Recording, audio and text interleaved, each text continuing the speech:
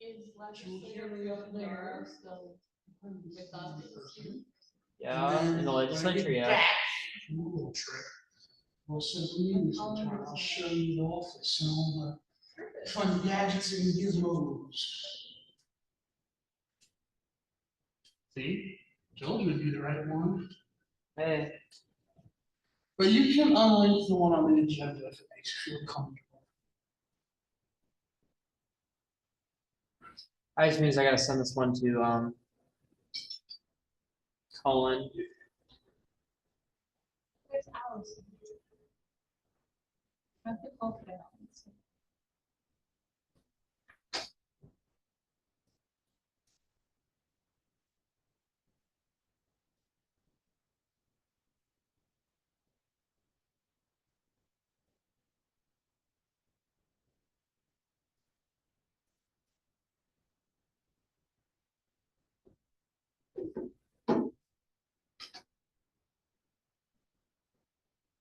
Who's Allison making him?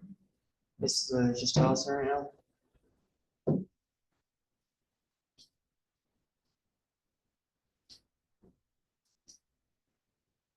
Allison, I love you. You speaking of microphones so those online can hear you. Legislator Drzwicki, I appreciate you. I respect you professionally.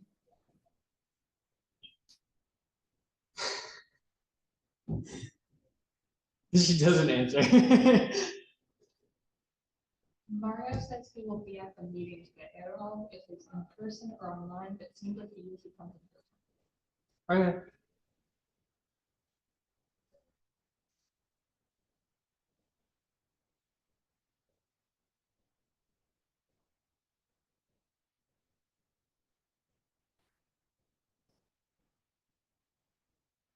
It's so strange that you were here in legislator and you thinks only friends and days.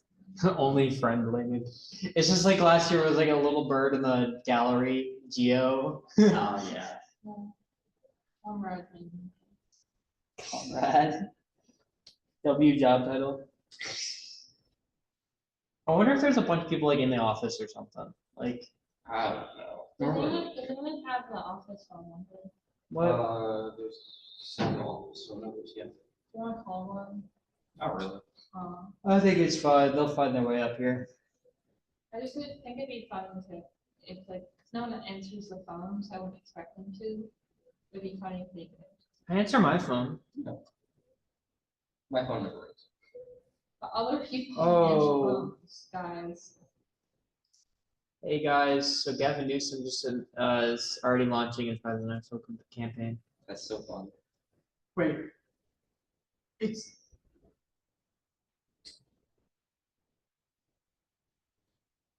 Okay, does the parliamentarian count towards quorum? Yes. Yes. Okay, so Bella shall be here. I'm like the only one out of the ledge that doesn't count as quorum.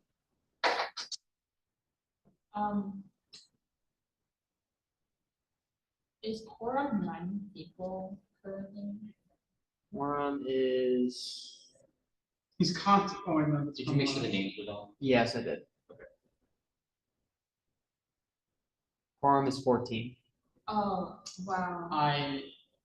Oh my god. It's hi. Mary! Hi, Mary. Majority leader, drummer. Oh my god, you're every other 2 week appearance. We missed you. Mary and our perspective is here for their first meeting. Yay. Lovely. Oh, is Colin attending virtually? Colin is going to attend virtually. Yes. Oh, I love your shoes. Thank you. Very cute. Do you remember when quorum was 9 people at some time we had terrible size in the legislature? Yeah. It's 14. Now we're down to 26. Yeah. Lilac. I saw Jeff today, and I was like, "You're free. How do you feel?" Where was he? At the library. Also, he hasn't been free because he was not restrained by any obligations. I wouldn't say that, Jeff got forcefully elected. That is true. Yeah, exactly, like, Shame. Jeff was conscripted into student Congress. oh, he It's could have, because, he could have gotten out of it if he answered Lilac fast enough with the password to the, why do you say email? Are we so serious? That tracks. It was at like 3 AM and she was like, if you answer me in the next 20 minutes, Hello, Violet. I will. Oh, I got Chipotle. Oh my gosh. Chipotle doesn't sound good, but that's because I eat there every single day. Right.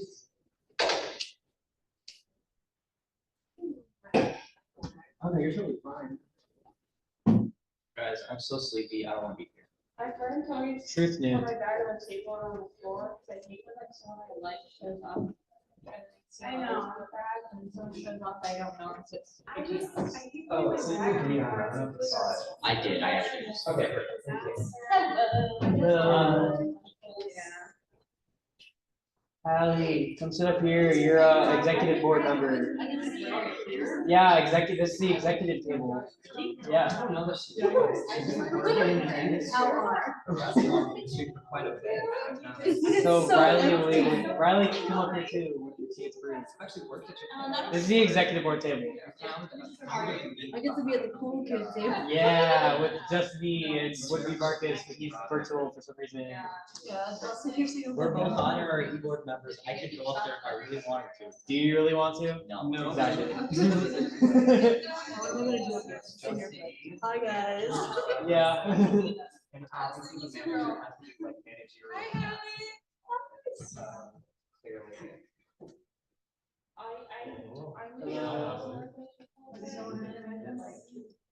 They try to like show off stuff like. I know. Everything. If you're not like with blood, I'm also like, if you let's say, I'm pretty sure you have to like, have people get more into it before they like run out. Mhm. So it's like always like, each day, like, they'll like, always hold that.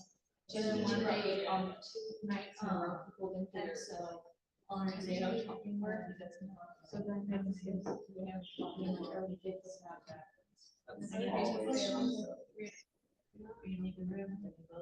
Glover would know. What? Work at Chipotle. Yeah, I do. Do you ever have 3 AM tomato chopping? We don't cut our tomatoes. They come pre-cut. You get some big. But we do stay until pretty late sometimes.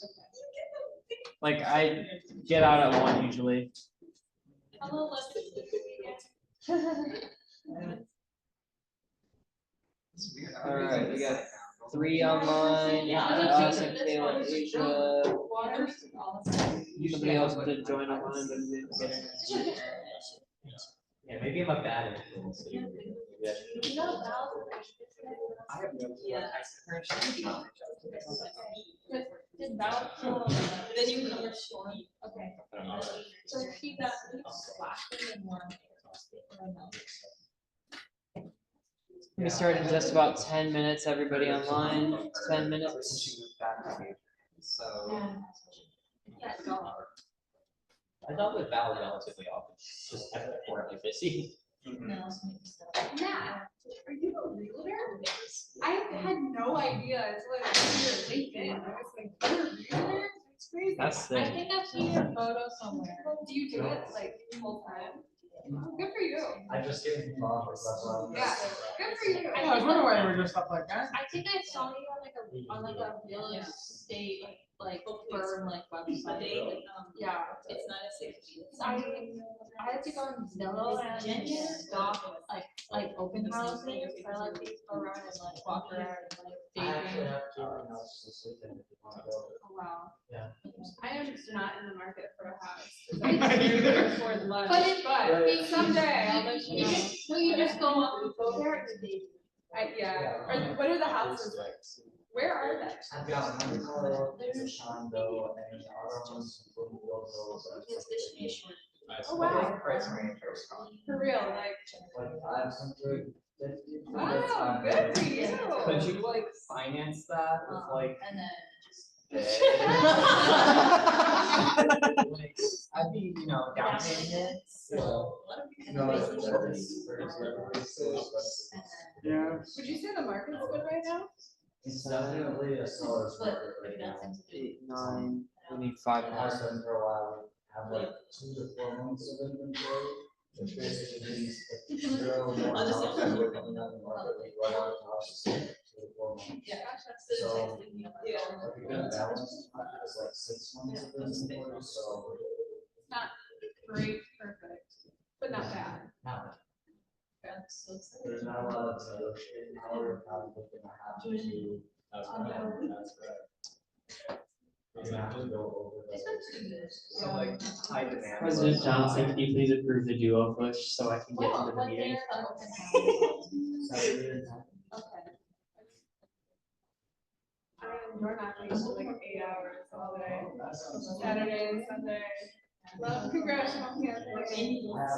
I've gotta get a dialer, which is like $1 billion. Oh, And then just cold call people. Is that like, so you can gain some clients and stuff? Yeah. Dialers are so cool. Once you get the script down, granted, like I've done it for politics, not real estate, but like, once you got your script down, you're golden. Oh, yeah, yeah, it's just annoying because it's so stressful. Like, Yeah. How much? Everything is like. It's not ridiculous, like getting into the industry, I have to pay like 2,600 just to be part of the office. Which, and then they just had that works and the order signs today, so. At that point, I feel like you're just better off doing your own thing. If you just find a client base to plug into. No, you have to. Really? Well, first, if you want to be all on your own, you have to have a broker's license, which I can't even get for another 3 years, just because you have to be a realtor for 3 years first. And then, like, having your own brokerage is like impossible, because you're just gonna get crushed out. Yeah. So. I it's have- better to just do like. My brother did like the cold calling and he randomly like called his number and it was this old man, they ended up talking for like 4 hours and he literally was about real estate. And he's like, I like this stuff. And it turned out to be like this guy who's like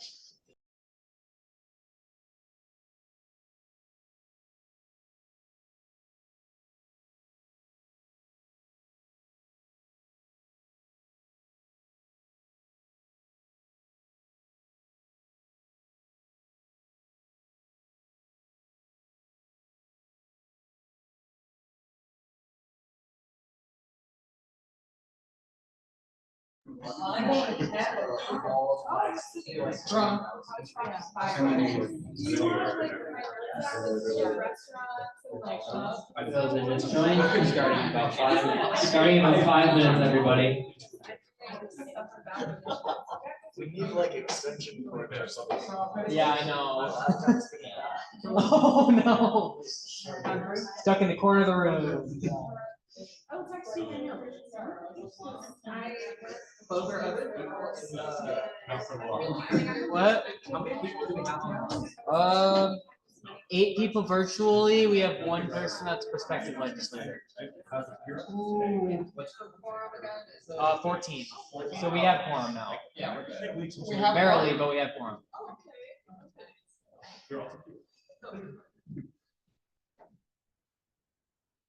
$5:05. We got till 5:05. okay, how many do you have right now? Yeah, we're good. We're good.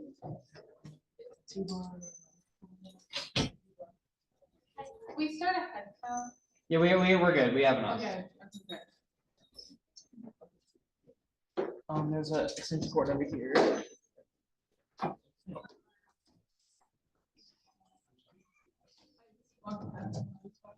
We have like Some people are joining late, so I start a little bit late. just 7. No, Emily's still funny are coming. Actually, I'm just. Yeah. Go online now.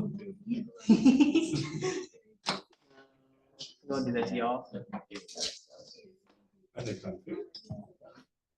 I haven't. Like, I just do like 2 random. Yeah, names. 6 On the chart, Right. if they like a random person. Oh, not the same person. It's just like, you know, it's like Yeah, there's every different month, lines, yeah. there's some random person, like they fund mix. This was my Or like, big thing. like John Weber. Yeah. Apparently this is how board trustees are meeting. But I still think you get bored after like. It grows on you. Yeah. I like the nicer tables. It's just. I do. It's honestly,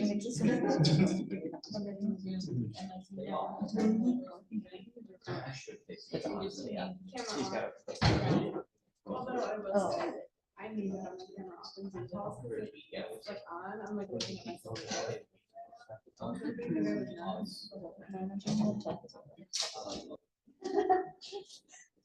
About random stuff.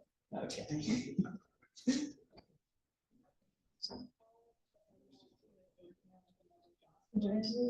Design, it's like when you like minimize it, it's like the. You always say another. You can't see yourself like. So I straight out my camera out the laptop and have it in the corner. It's genius. It's like, So over this meeting's gonna be really efficient, huh? Mm-hmm, considering Marcus isn't in the call. I'm a little worried.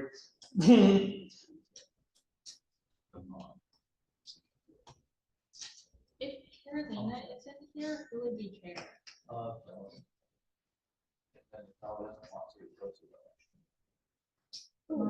But we, and if we get Oh, to yeah, the-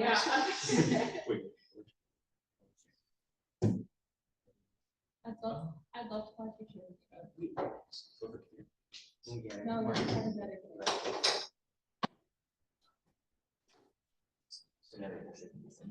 I think the term that you're in right now, so they can start taking like touch points. I would go by my favorite alcohol and my favorite love. I think I'm ready for this.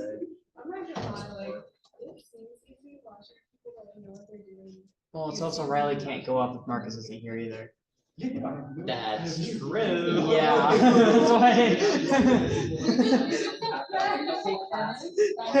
I would like you to be able to go up today. Like, you're just over here. The only people here are saying they like scan through the list for 3 minutes and it's very awkward.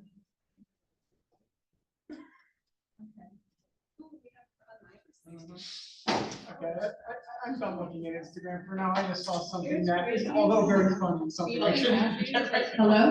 Remember my last name, they use my name pocket. Well, there's that evil one over there, right? Now, how many times have we bumped that outside?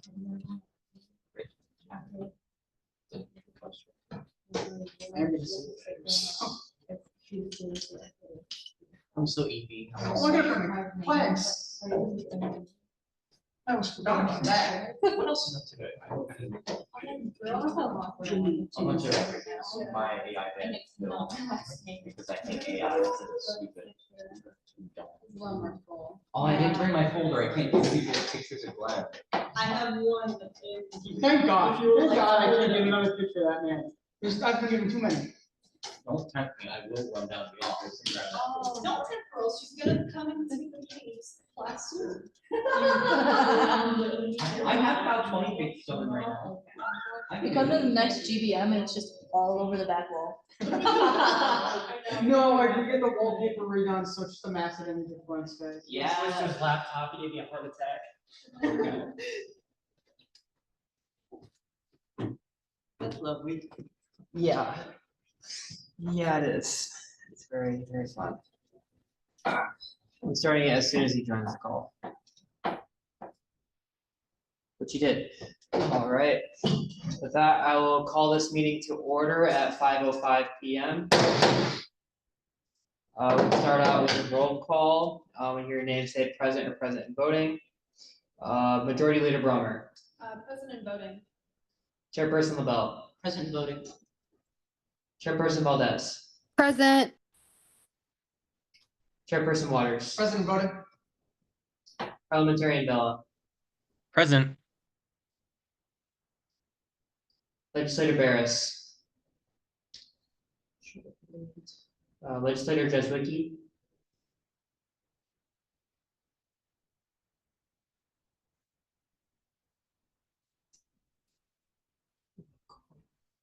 Legislator Jozwicki, Is she in the chat?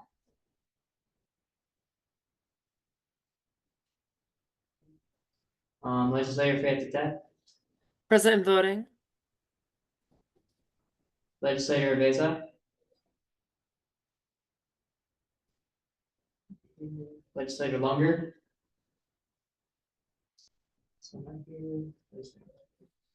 Legislator Martino.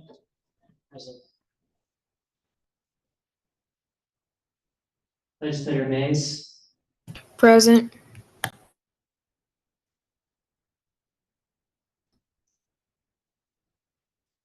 Legislator Mason. Legislator Nickel. Legislator Prashandaro. Present and voting. Legislator Rosario. Present. Legislator Sherbu. Present. Legislator Smith.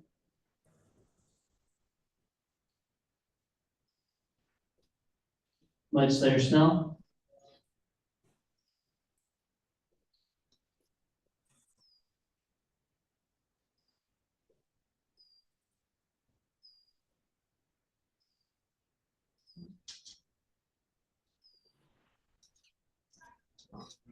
Legislator Van Patten.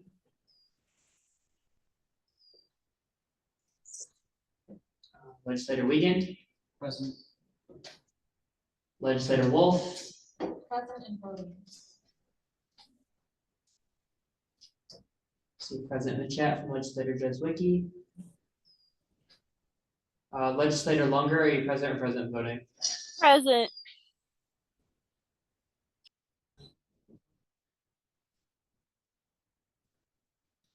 Be present and voting from Legislator Snell in the chat. And with that, we meet quorum. Next up on the agenda is the land acknowledgement.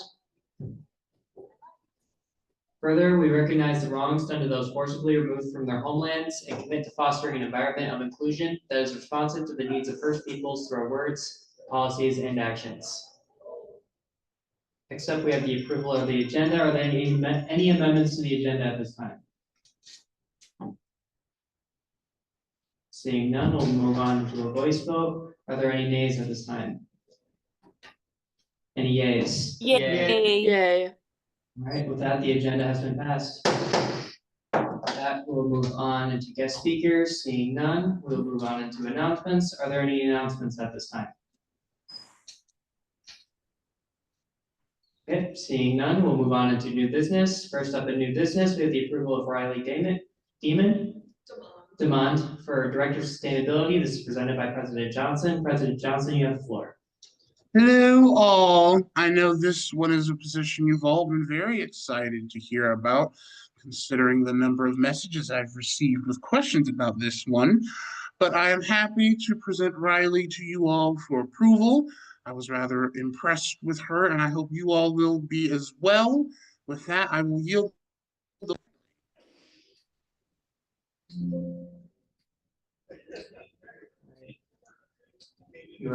Riley, you can come up for questions. Speech, next question. Or speech and questions. Okay. Can everyone hear me okay? I'll turn the mic on. It's a little Oh, switch. Yeah. You turn it off to save battery between speakers. okay, I'll turn it off then. Can you hear me? Okay, perfect.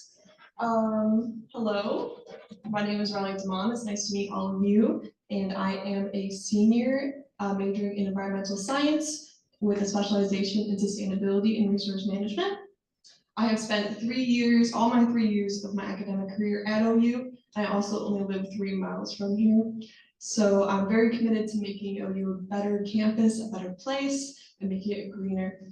So what sets me apart from other candidates is that I have experience with nonprofit organizations and government work. I have worked on campus multiple times. I have also done technical work for sustainable projects, and I have done all this while doing schoolwork. I've never taken class every single semester without any breaks. So with that, What sets me, I would say I was a teaching assistant in fall of 2023 for the Honors College.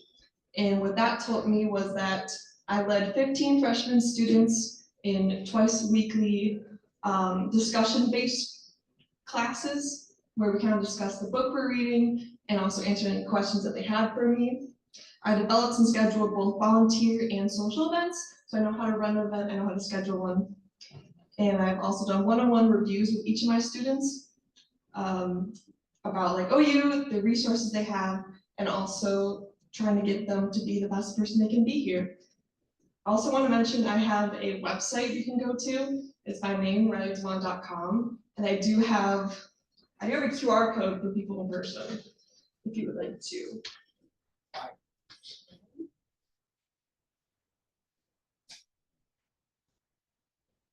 For hybrid people, if you go to RileyDewan.com, there's a tab labeled Sustainability Director with all of my initiatives that I'll be talking about today, as well as testimonials for my students when I was a teaching assistant about how I am as a leader, how I am as a TA, and then also some things that I could have improved on. There's also for my supervisor, Erica Head. She wrote a nomination for me for a Spirit of Discovery Award. There it is. Okay, last summer I worked for the Oakland County Health Division, where I did a sanitary internship, where I sampled different public beaches and lakes for elevated levels of E. coli. So I've experienced in the government work, and what that taught me was working one-on-one with the public. I've spent every single day, I worked 40 hours a week, talking to people, asking questions about safety, sampling, had many people come up to me and ask me what I was doing. So I learned how to diffuse emotionally charged citizens and help them kind of understand what I do. Also, the last year I worked with Dr. Luke O'Reilly, which is a health and sciences professor for the Pontiac Blight project.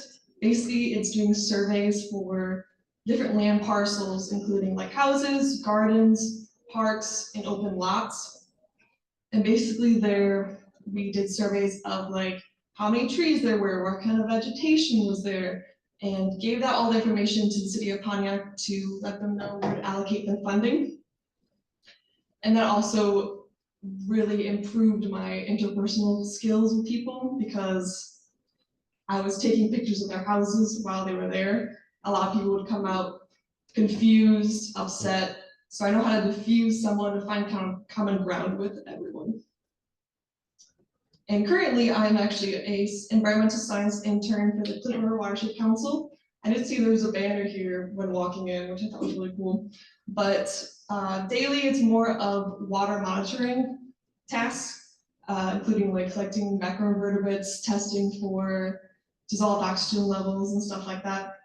But two main things that I want to bring up are stream leaders and Adopt-A-Stream. They're two things that I currently do and have done in the past. Stream leaders is basically where local middle schools come with their students, and we have these three, I would say like stations they come to, a chemical, a physical, and a biological one. And for the chemical, they like physically get in the water and take samples to measure like phosphorus, pH, dissolved oxygen. Biological, they collect aquatic macroinvertebrates, and for physical, it's basically the attributes that we can see in our surroundings. So like the depth, width, invasive and native species, soil type, stuff like that. With that, I have experience with students from middle schools to high schoolers actually getting their hands on experience doing things. I absolutely enjoyed it, and they learned a lot from it, I think. So also with Adopt-A-Stream, it's kind of the same thing, but for adults, where volunteers come out at different sites of the Clinton River, and they collect macroinvertebrates.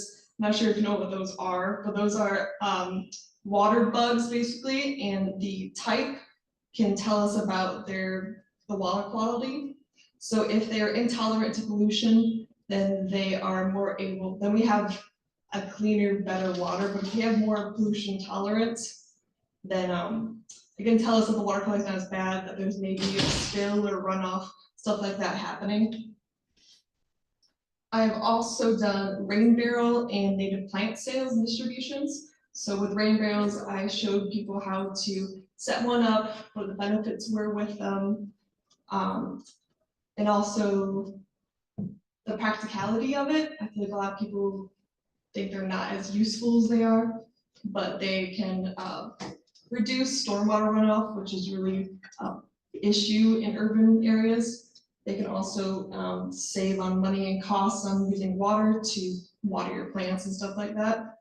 I've also installed rain gardens, which is basically like an indentation in the soil where water from your downspout from the roots come down into there, and they can no longer go into the stream or go into the river, go into sidewalks and the road. So it limits the amount of pollutants going around and stays in the native plant indentation to water and make it all more sustainable in general. And so I have a couple initiatives I want to talk about to advocate for. One of them is a pledge on sustainability. There's a restaurant in Sylvan Lake called Sylvan Table, and they're 91% sustainable. And with that, the state of Michigan set a goal to reduce food waste by half by 2030. So I looked over the rubric and thought there's a lot of different topics like education, reusing your products, composting food waste. I think that'd be a good thing to set up where you can actually have tangible data of how well the things were and how sustainable they actually helped the campus. Some other things that could be on that list that are solar panels. That's something that could be renewable energy. I have on my website a little bit more with links of like U of M, Michigan State have done that. We can build those on top of like car parks that limit the amount of energy going there. We can use it for anything we'd like. With that, there are the green roof initiatives, which I'm really passionate about. And that is basically building gardens on top of buildings.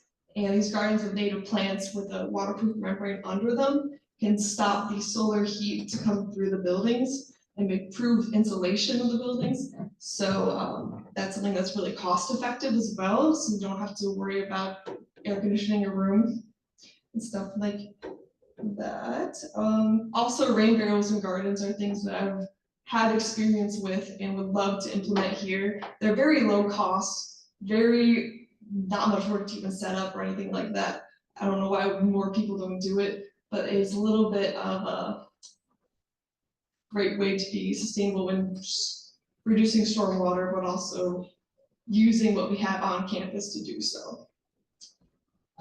FreeCycle is a website that I have done a lot of research on. It's kind of like Facebook Marketplace, but it's entirely free. So people can post any items and things on there and you can pick them up for free, or you can post like a request for items and use those. So with that, I was more of like advocate for students to use that as a resource. Even today I looked, there's like a iron and steam stuff to like actually clean your clothes. There's buildings, chairs. You can find electronics on there for free and pick it up in Auburn Hills. So I think that's a really cool resource that people should look more into. And a couple other ones just to like touch on composting for big and small scale. There's like full companies that will come and take your compost them and then bring them back and you can use them for soil. So it's something we could do with like organic farm, and they could use the soil that we already used from the food waste from the students here, which is kind of like a full circle moment. Other things are like clothing swaps. I know that YDSA did the trans inclusive one, which is absolutely amazing, and I participated with. So I would love to kind of do a recycle, reuse, and also be really inclusive with that. Also, cooking and baking with invasive species. There's a lot of invasive plants on campus, like garlic mustard and Japanese knotweed that you can use to make bread and make like different pies. So the Japanese knotweed you can make like a crumble with, and it'd be cool to kind of show using things on campus to make new things, which is kind of the whole thing about sustainability. So using recipes, maybe having like a little clip of things you can do with them. Other than that, there's eco kits. I also have physical things, but CRWC has little packets, which are the ones online, of seeds with native plants. We can give those out. They're very great, very useful with instructions, all plants that are easy to take care for and are for outdoors. Other things would be EV charging, is something I know a lot about. My partner has an EV car, so I know a lot about AC and DC charging. So it'd be great to have more of those on campus. And also even like carpool initiatives. I know that carpooling here on campus just does not happen and everyone drives separately, and that's a great thing that we could go into. And all of these ideas and initiatives that I've researched and advocate for are all things that are practical, that I've seen other campuses do, and also are cost saving. I think that a lot of people see sustainability as like spending money on things without much return back. And for these topics that I've researched in, they're all cost saving and actually affect the students positively on campus. So to start off, if I am elected in this position, I would like to have a Google Forms for campus-wide to kind of figure out what everyone believes would be the best, maybe a ranking, and even propose your own topics. The Peers Sustainability Committee, I really want to hear what everyone else has to say on these topics too. I don't want to just talk to myself and look it up myself. And collaborate with other clubs. That's something, everything I've looked into is having other people's help. 1 minute warning. Okay, perfect. And that's, I have one more thing real quick. I just want to say I'm passionate about what I'm doing. I want to promote other people, and I think Student Congress is the best way to do that. You guys do actual change here, institutional change with student ideas. So thank you. Are there any questions for Riley at this time? Chairperson Waters. Thank you. I just want to say before I ask my question, you are very qualified. You are, and it seems like you have a lot going on. My only concern is, do you foresee any issues with like time and like being able to put in as much as might be required of the role? No, so I've already gone through all my core classes and all my main classes. I only have like 2 classes each of my semesters, and they're online for most of them. So I'm very open. I'm not working any other jobs. I'm very open to be on campus and do the work. All right, thank you. Legislator Wolf. I have 2 questions. Yeah. First one, how do you feel about beavers? And the second one is, what will you do to advocate for furry neighbors on campus? Yes, I'm very passionate about the beavers, especially here. Because in the past, the DNR would execute them because they were building dams and damming the water. I think everything natural should be left where it's at. We should not be touching it.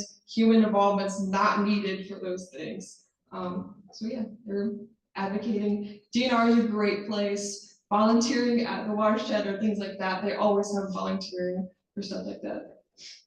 Yeah. Legislator Sherbu. Hi, so you have an extremely impressive resume, and you're obviously very dedicated to environmentalism. What led you want to do this in the first place? Yeah, I actually started off as an engineering major, so very different. But I actually wanted to get my hands onto something, do something, make change. And actually volunteered at the Clipper Watershed with my friend who was an environmental scientist, and being able to physically see the macrovertebrates we were collecting and see how we're grading them, and there's actually jobs out there. I feel like a lot of people don't talk about the jobs that are out there because they're being cut and stuff like that, but they're definitely out there. And I've always been passionate about actually making change for the environment and not much as people. Thank you. All right, Legislator Rosario.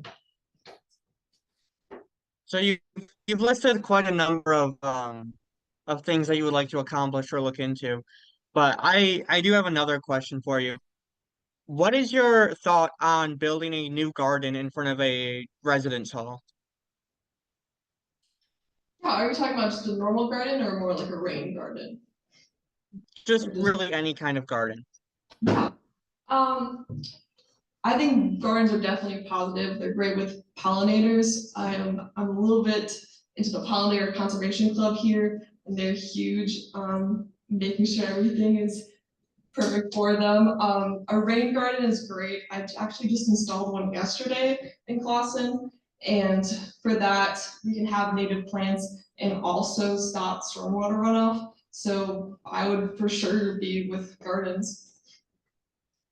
All right, Majority great. Leader Brumman. Sorry, you have something else, Legislator Rosario? No, that's it. Okay, Majority Leader Brummer. So I have two questions. I know you touched on it briefly, but could you tell us a little bit more about your involvement with other sustainability clubs on campus that we could potentially collaborate with? And then secondly, have you attended any sustainability events for Student Congress in the past? I actually didn't know there was Sustainability Institute Congress. I think that should be more promoted with that. Water resources, I know Nick, who was the Director of Sustainability last year, ran that. He's amazing and great. So I did some of the things with that, with like Beaver Fest. I know there was like the owl night where they brought owls out, and a nature walk. I did some of those things for the environmental realm. But also, I try to get my hands on everything. YDSA, I think is absolutely amazing. They do such great stuff here too. I think we should have more environmental clubs here, and I feel like they don't conjugate enough. But I would love to be more involved with all of them. Actually, I interviewed to be on the board for the Pollinator Conservation Club, so that's also there too. Legislator Snell.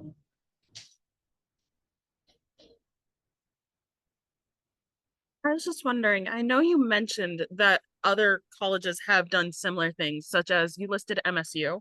However, I know a lot of the things you are working towards, from the sounds of it, kind of have a bit too big of a budget for what OUSC does. Can you explain how exactly you would want to go about doing some of these things? Yeah, so I'm not planning on doing all the initiatives. Of course, that's not going to be practical. I've talked with, during the interview to be approved for this position, I talked with the Vice President Mia about those solar panels, saying that there was money put aside a long time ago and they never used it. That's something that she promoted. All the other ones, like the Green Roof Initiative, isn't too expensive. I know there's Michigan East plants that I've also volunteered for, and they only sell native plants, and each plot is about $5. So not too expensive. The other ideas, rain barrels are usually also reused. They're actually olive barrels. So a lot of restaurants will sell them again, and they're quite cheap, as well as the recycles. Also, we could use that to get more items. Are there any other questions for Riley at this time? All right, seeing none, Riley, I'm going to ask you to step out of the room. We'll move on into discussion.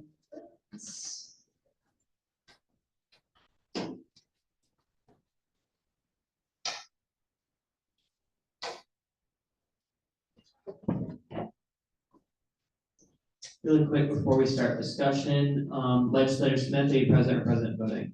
President. And Legislator Van Patten, are you present or present voting? Present. All right, we'll move on to discussion. First, Chairperson LaBelle.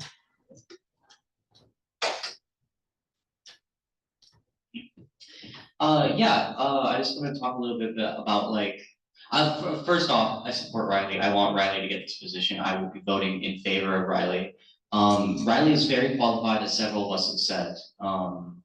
And I think Riley is the perfect candidate to not only just succeed former Director Skinner and continuing his efforts, but also evolving the Director of Sustainability role into something that is bigger and just better. We've come a long way in the past 2 years, in just like how sustainability, how the director of sustainability has functioned, how many things they've done. I know just a couple years ago, we crafted a sustainability practice as part of our bylaws, and half of it was just fake nonsense they made up to look good. We come a long way from that, and I just wanted to celebrate that for a second. But I'll be voting in favor of Riley. I look forward to seeing her as director of sustainability. With that, I yield the floor. All right, Chairperson Waters. Thank you. Thank you. Yeah, I just want to say that I don't think I've seen a more qualified individual come up for any position, just with the amount of stuff that Riley has accomplished already.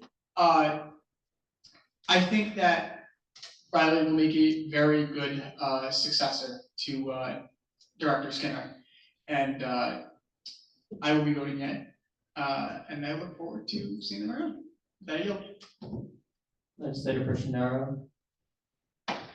So, as another major candidate for this position, I cannot even be upset because it seems like Riley is exceptionally well qualified. I will be voting in support, obviously. Legislator Longer.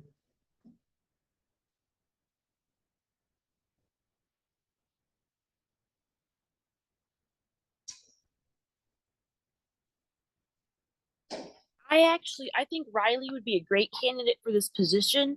I really like her interest in the Great Lakes and composting, and I like how she worked with Director Skinner with Beaverfest.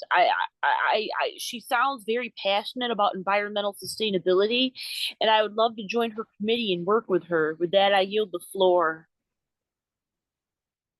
President Johnson. I shared this point with Speaker DeVore, and I'll share it with you all now. In preparation for this meeting, I told Riley she only had to actually talk for about a minute and a half, but she insisted on making sure to give you all as much information as she possibly could. So that's why I said I was rather impressed with her when we interviewed her, and I was hoping that you all would be as well. So I just figured I'd throw that to you. I will yield the floor now. Chairperson Lavelle.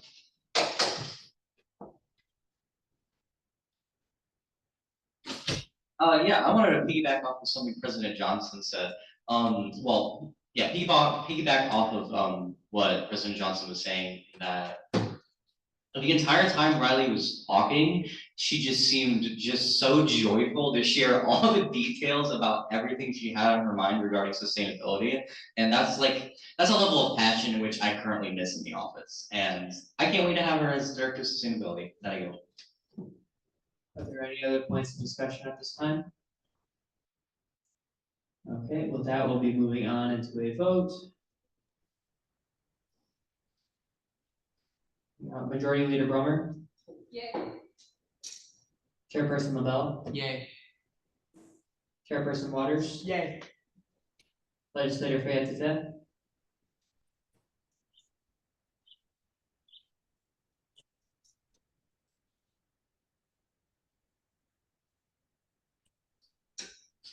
Yay.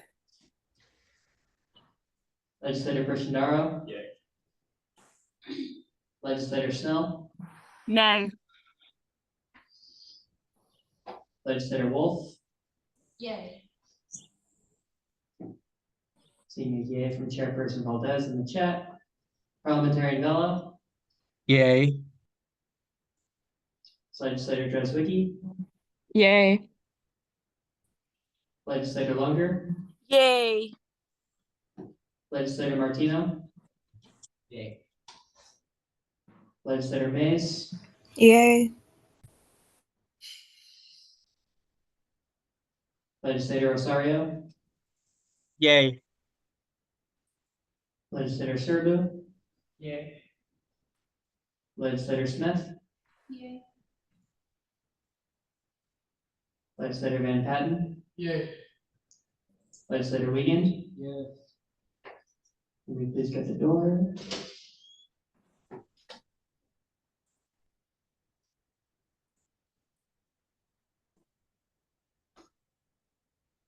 Congratulations, Director of Sustainability Devon, with the first two positions. Congratulations.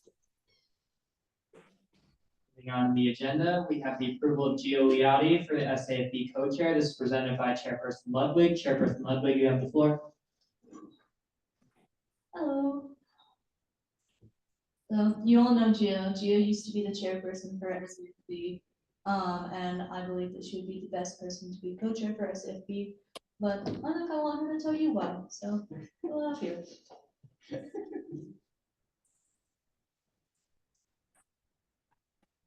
Hello. Okay, this is like my 7th time getting approved ever since I first joined SFB in 2022. So I guess I'll just run the same script that I always do because it's never failed me so far. Hi, my name is Gio Liotti. I am currently pursuing a master's at Oakland University. At SFB, I have previously held the positions of Director of Marketing, Co-Chair, and Chairperson. And through all of those, I was Chairperson for almost 2 years. I am very passionate about what SAFB does. Anyone who's ever been in the office at the same time as me can probably attest to that.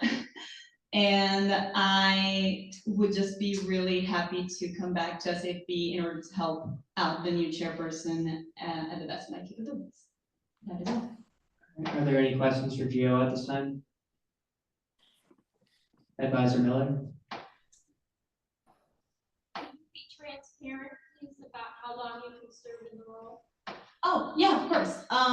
So because I have a GA position kind of already signed for the fall, I will only be able to serve in the position until the last week of August. However, I like to believe that during this time, the short period of time that I'll be able to serve as co-chair if I am voted in, I will be able to make a huge difference given my expertise in the board and everything that goes into it. And I would like to set up SAFB for success. That's it. Legislator Wolf?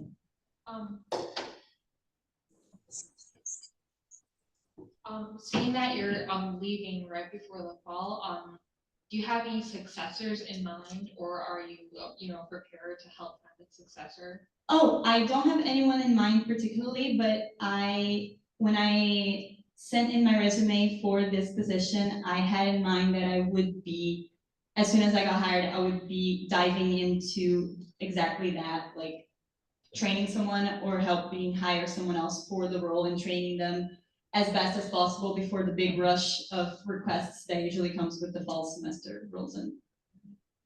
Thank you. Are there any other questions for Gio at this time? Seeing none, I'm going to ask you to step out of the room so we can move on to discussion.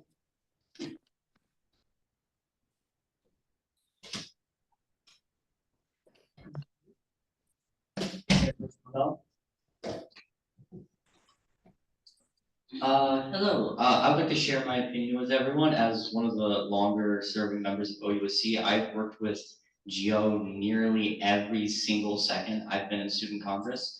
Gio has been nothing but amazing in every sense of the word. And I personally have absolutely zero quarrel with Gio only serving until the end of the summer. What SAFB really needs right now, in my opinion, is experience and the ability to just hit the ground running and get going before the fall. And I believe Gio as co-chair can do exactly that.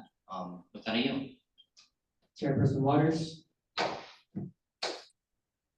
Thank you. Yeah, I just wanted to second something that Chairperson LaBelle said, and that was that I personally don't see an issue with Gio only being able to serve until the end of August.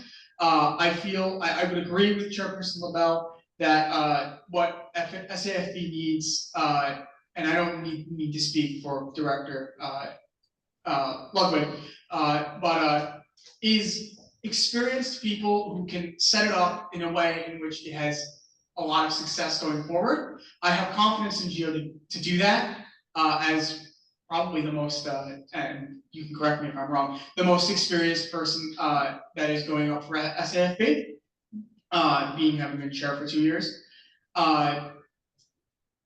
Personally, Gio was amazing. I have a lot of respect for Gio, and I think that they will do the job very well.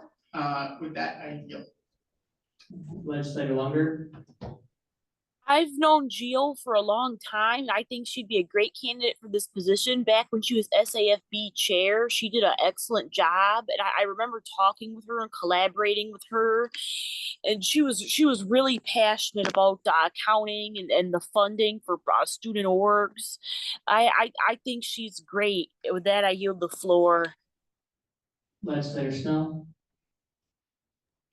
I just want to go out and say that while I agree with everyone thus far who said that Gio is amazing, I can attest as not only someone who knows Gio in the office, but also outside of the office. I've actually known her since I was in middle school. So approximately, God, I think we're pushing 10 years now. But I just want to point out that not only for Gio, but for everyone, I've heard a lot about what we as legislators think SAFB needs, what we as legislators think SAFB needs just going forward. Hallie is very competent as well. I fully trust that the people that Chairperson Ludwig have put up thus far are the best people for the role. So rather than focusing from the perspective that, well, this is what I think we all need to take a step back and also recognize that we don't work under SAFB. And so if these are the people who she thinks are needed to make that organization strong, then they deserve our full support. And I fully back Gio Lottie. Thank you. Chairperson Ludwig, I did just want to explain my thinking on why I chose Gio when she's only going to be working until the end of August. I know what I'm looking for in my co-chair, and I'm hoping to find it in one of the people that gets approved in my board, so that when she leaves, I'm not pulling in somebody else who has no experience with SAFB.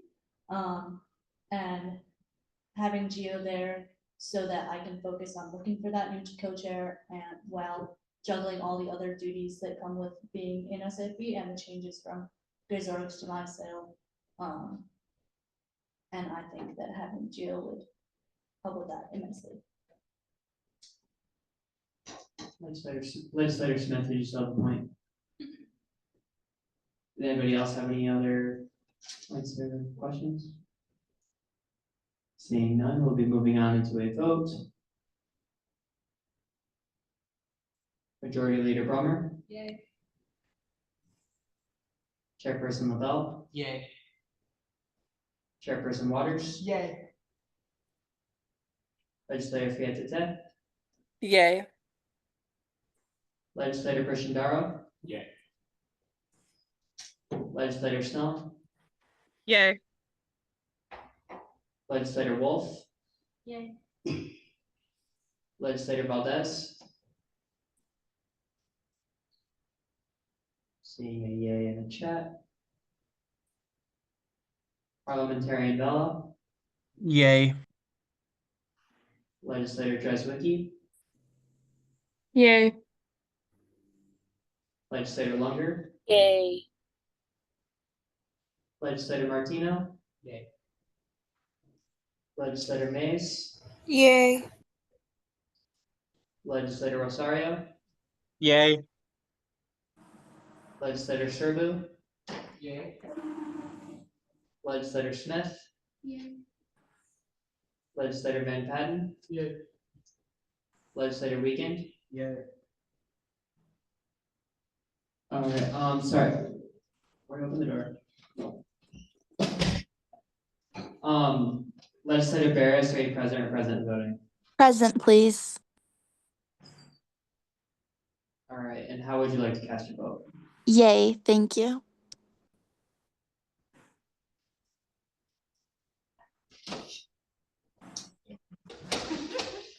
All right, congratulations, SAP Co-Chair Liati, you have been approved.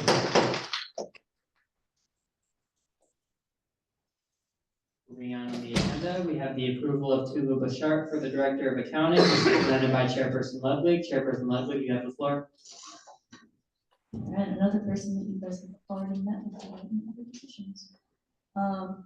So I have met Tuba through Student Congress, and I got to speak with her briefly about the role. Divya did choose her originally, And after further talking to her, I do believe she is a good choice for this position. So with that, I would like to come up and introduce myself.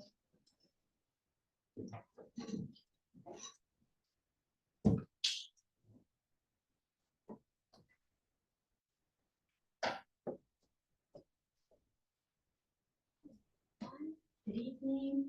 I know most of you guys know me, but my name is Luba Bisharet, and I'm a second year accounting student.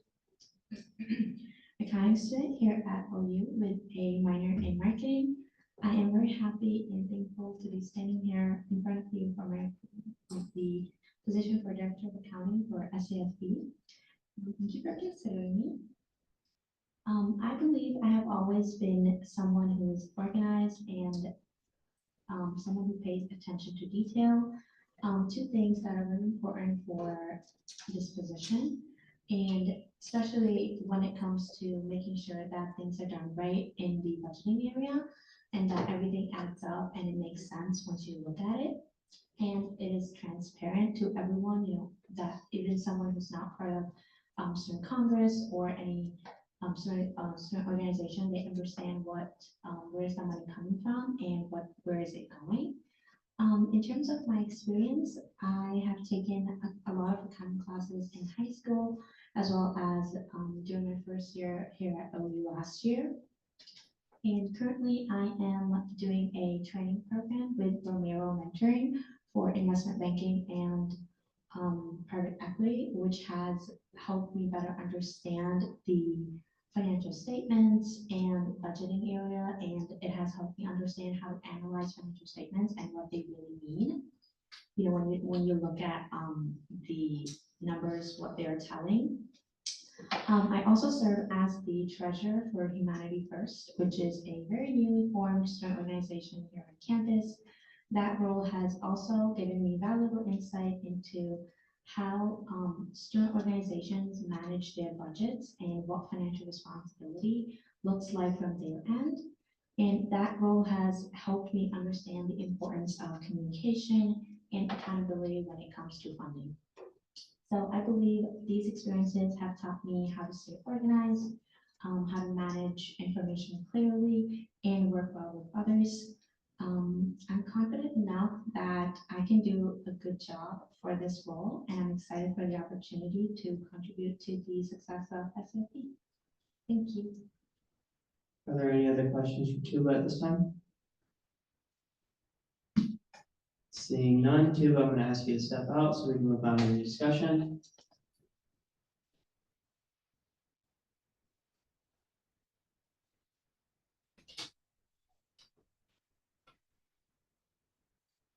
Chairperson Waters. I was wondering if you're gonna switch it up. Yeah, so I just wanted to say a few words about Tuba Bouchard. As director of marketing, I thought she did a very good job.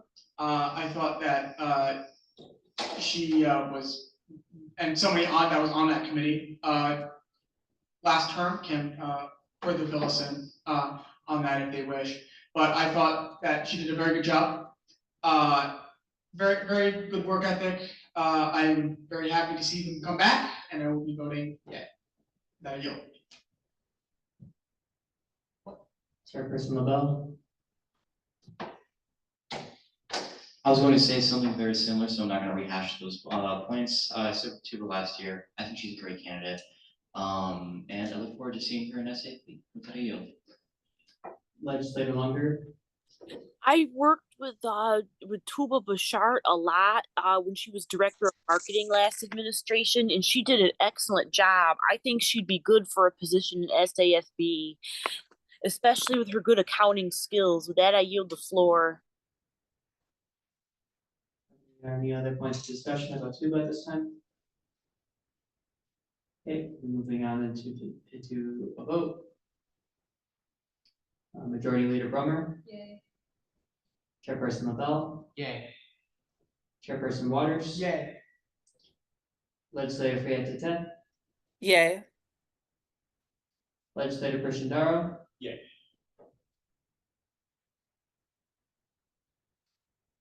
Legislator Schnell. Yay.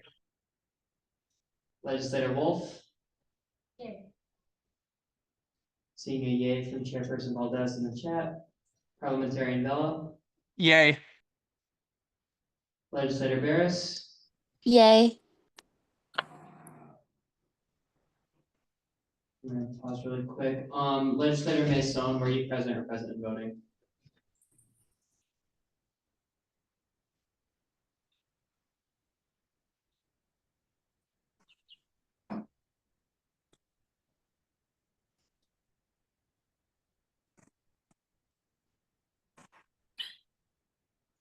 Legislator Dreswicki, Yay. Legislator Lunger, Yay. Legislator Martino, Yay. Legislator Mays, Yay. Legislator Mason. Seeing a yay in the chat. Legislator Rosario, Yay. Legislator Sherbu, Yay. Legislator Smith, Yay. Legislator Van Patten, Yay. Legislator Weekend. Yay. Someone at the door.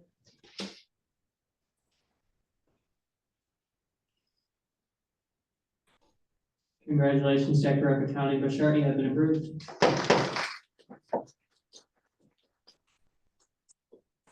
Moving on to the agenda, we have the approval of Jonathan Mullins, the Director of Operations. This is once again presented by Chairperson Ludwig. Chairperson Ludwig, you have the floor. So Jonathan was also chosen by Divya. I met him originally when I was approved as chair, and we talked a little bit. And we talked again in a meeting where I asked him a few questions about the job. And he seemed to be a good fit. So I would like him to come up and tell him about this job. So he has the floor.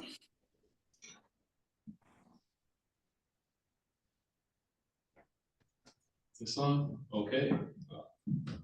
Hello, everyone. Thank you for having me. I was able to sit in the meeting a few weeks ago and I very much enjoyed it. I say that you all are very lovely people. I'm glad to be here and to meet you all. So my name is Jonathan Mullins.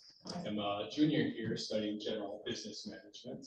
I have experience running my own landscaping business. I have experience in retail sales, and also I'm creating my own nonprofit business. So for my desire to join this, I believe it is a great opportunity to develop my leadership and management skills while serving the community, campus community in a meaningful way.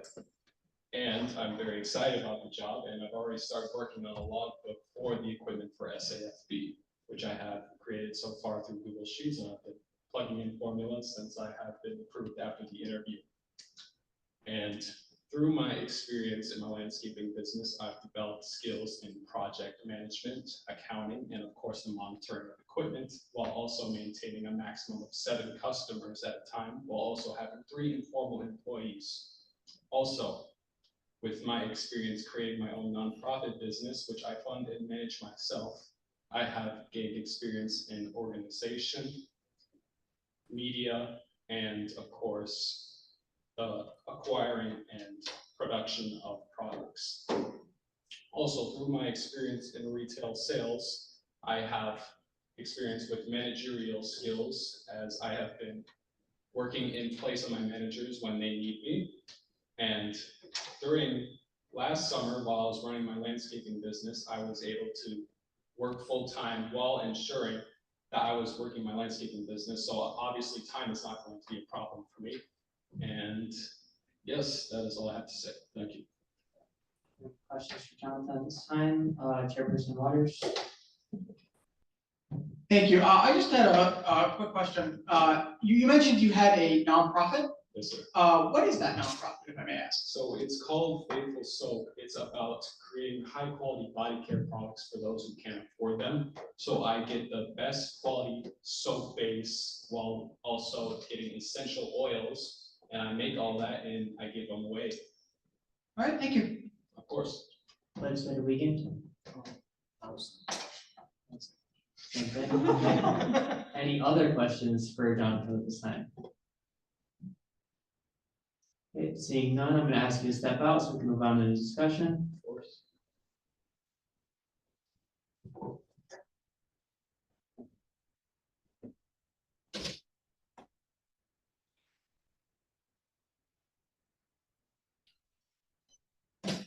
Are there any points of discussion at this time? Legislator Wolf? I'd love to hear from Chair, or is it Director Ludwig?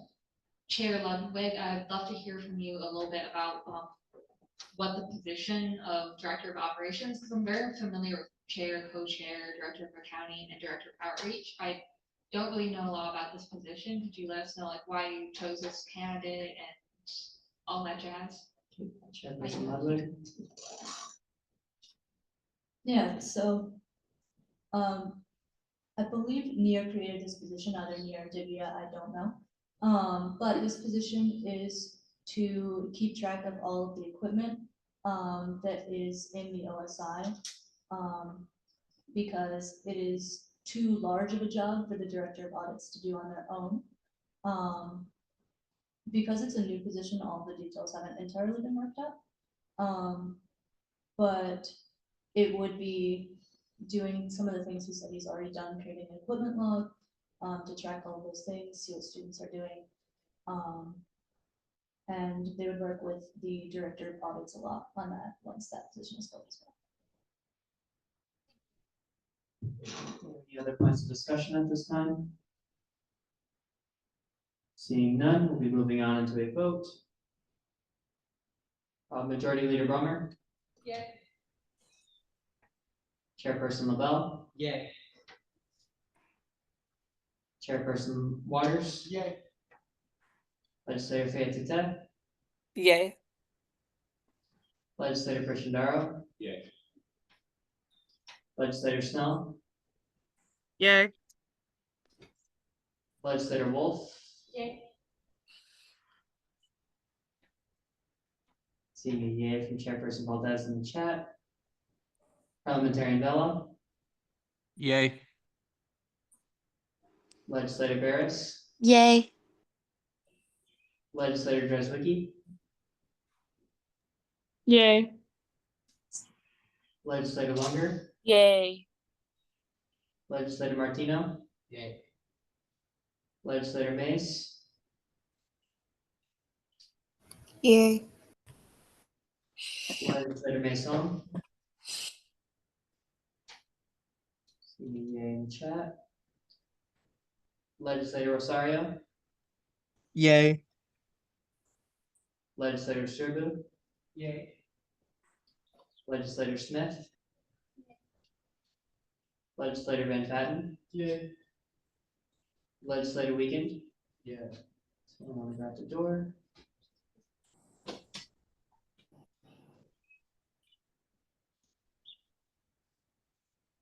All right, congratulations, Director of Operations Mullins, you have been approved.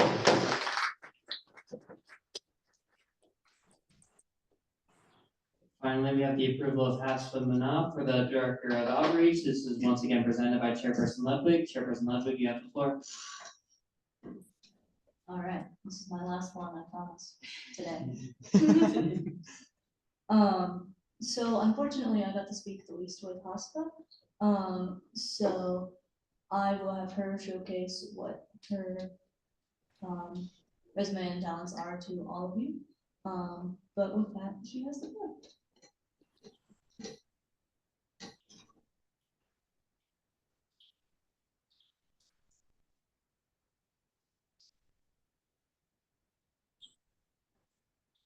Hello everyone, my name is Hafsa.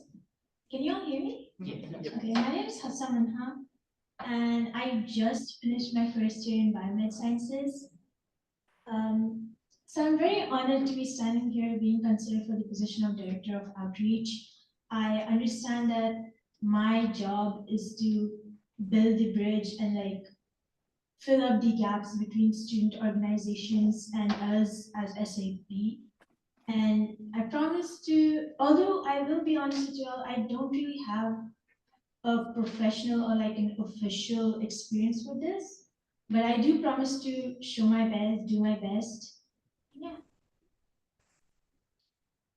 Are there any questions for HAFSA at this time? Legislator Sturgill? You mentioned you don't have any professional experience. Do you have any informal experience that you think would be relevant? Yeah, back in high school, I'm not sure if some of you all are aware of it. We used to have prefects. So I was the one who used to communicate between our teachers and my classmates, students, everyone else. They used to come to me and I used to go and talk to them about it. So that's the experience I have. Right, thank you. Legislator Regan? Hello, do you have any ideas for any initiatives that would increase the quality of our outreach? I would say I would talk and communicate more. That's something I would do. But when it comes to ideas, I feel like I'd want to know what exactly you're asking, like in what kind do you mean? Well, like, for outreach, you're outreaching to Yeah. other organizations and making it so that we're more known around campus. Do you have any ideas?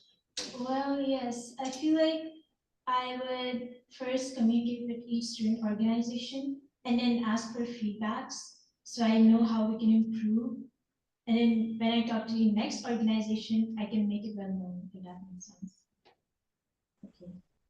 Yes. Legislator Wolf? Hi, do you have any formal or informal connections to student orgs on campus that you would build a relationship between OSC and SAFB? I do have friends who do go to student or work with exactly like work with student organizations.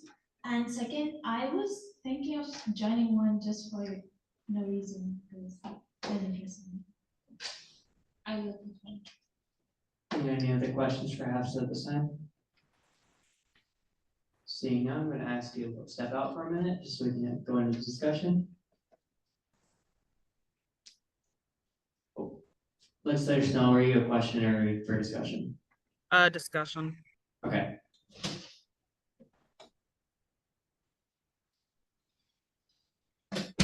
Legislator Snell?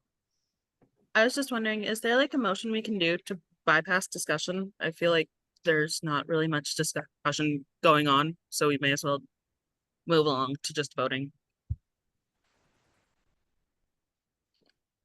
Legislator Weekend? Maybe we could like shorten discussion, but I think we should still talk a little bit. Co-Chair Liati? I think the discussion can kind of, sorry, I think the discussion, can you guys, okay, good. I think the discussion is kind of that anyone has any extra points to bring up, so I don't think a full motion would be necessary.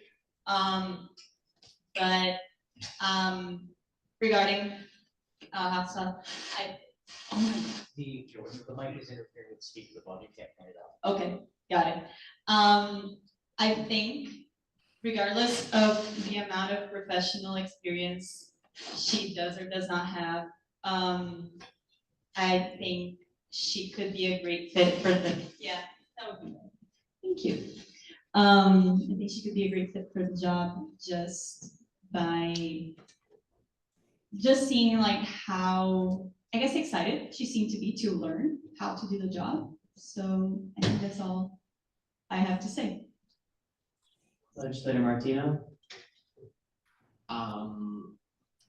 She's very engaged and it looks like she very much wants the job, but I do question the lack of preparation and previous experience.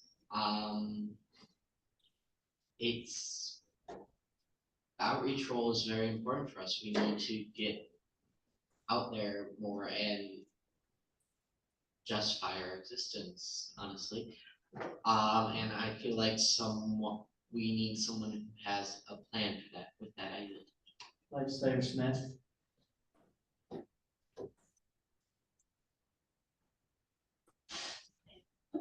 I just want to say, because speaking on, I guess, experience, I think we also need to keep in mind that people need to start somewhere. When are we ever going to give people the opportunity to grow and expand in their knowledge of learning or experiencing things to get involved in other organizations or build in e-board positions if we don't give them that starting chance?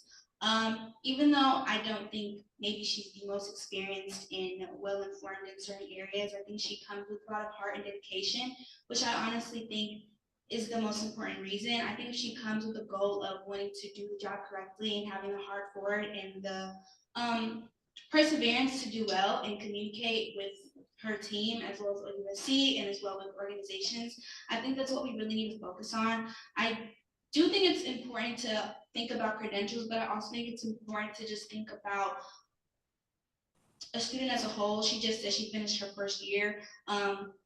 Not everyone is a go-getter their first semester trying to join every single organization. Some people really just want to get through their classes and then build on with that. So I think we really need to keep that in mind when we are thinking about putting people in these certain positions. Legislator Wolf.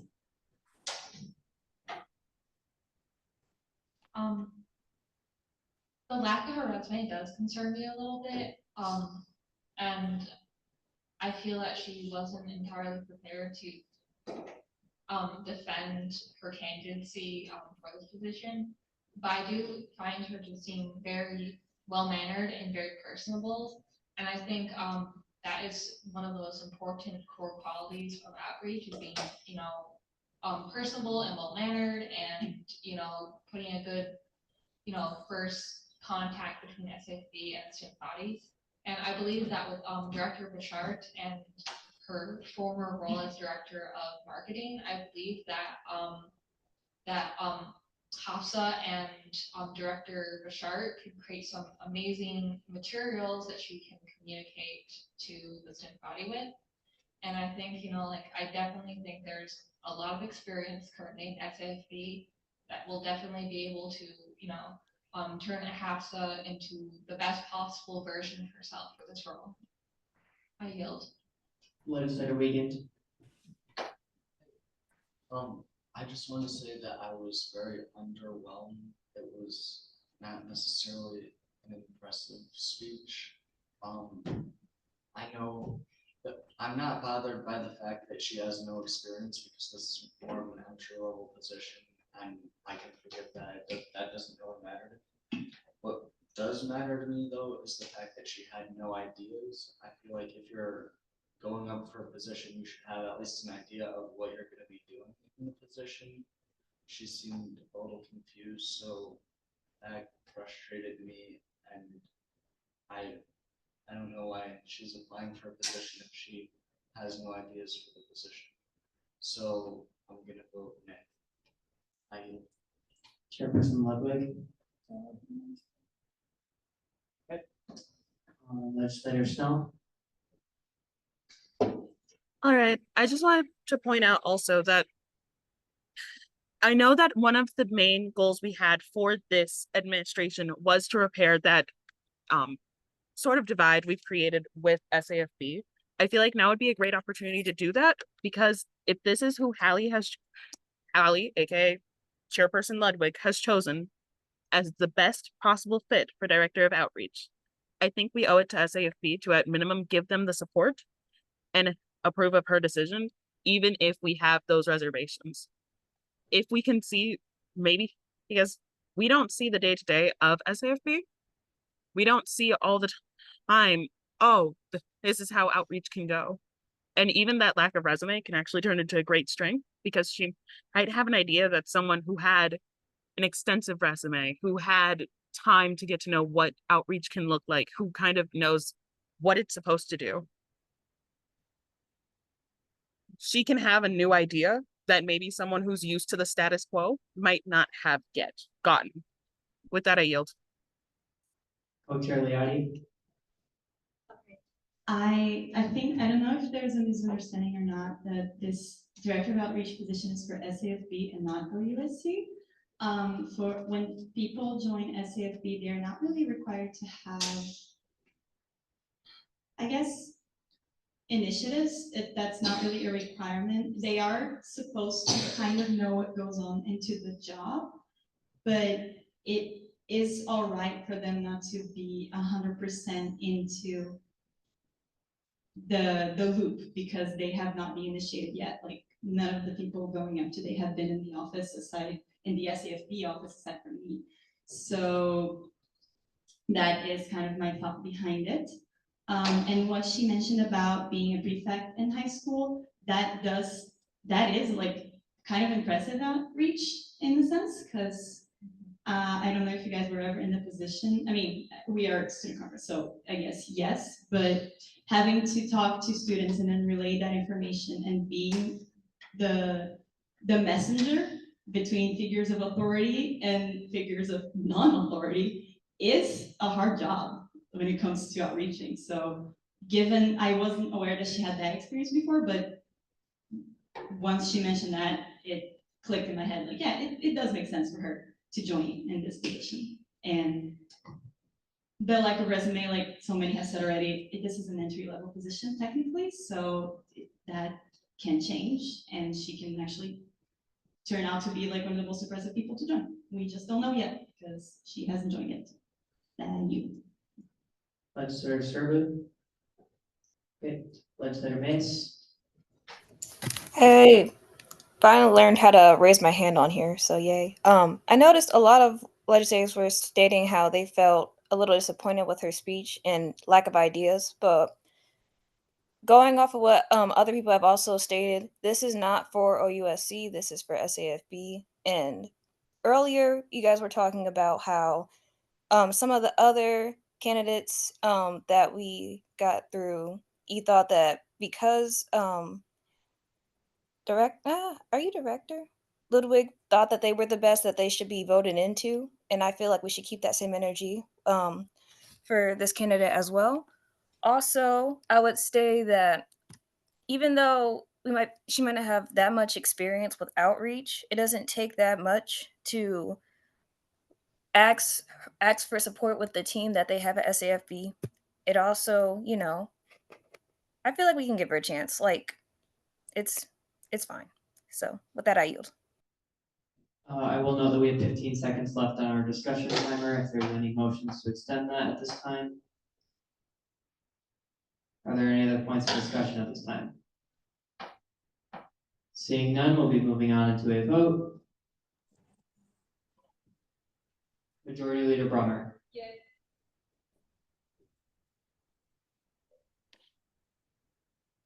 Chairperson LaBelle. Yay. Chairperson Waters. Yay. Legislator Friatita. Yay. Legislator Prashandaro. Yay. Legislator Snell. Yay. Legislator Wolf. Yay. Legislator Valdez. Seeing a yay in the chat. Legislator Vella. Yay. Legislator Barris. Yay. Legislator Dreswicki. Yay. Sorry. Legislator Lunger. Yay. Legislator Martino. Abstain. Legislator Mays. Yay. Legislator Mason. Seeing a yay in the chat. Legislator Rosario. Yay. Legislator Sturbu. Yay. Legislator Smith. Yay. Legislator Van Patten. Yay. Legislator Wiegand. Yay.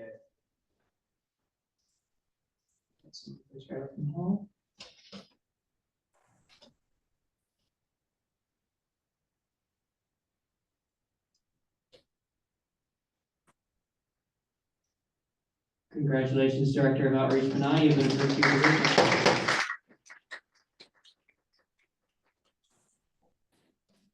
The agenda, we have the first reading of CB 6805. This is presented by Chairperson LaBelle. Chairperson LaBelle, you have the floor.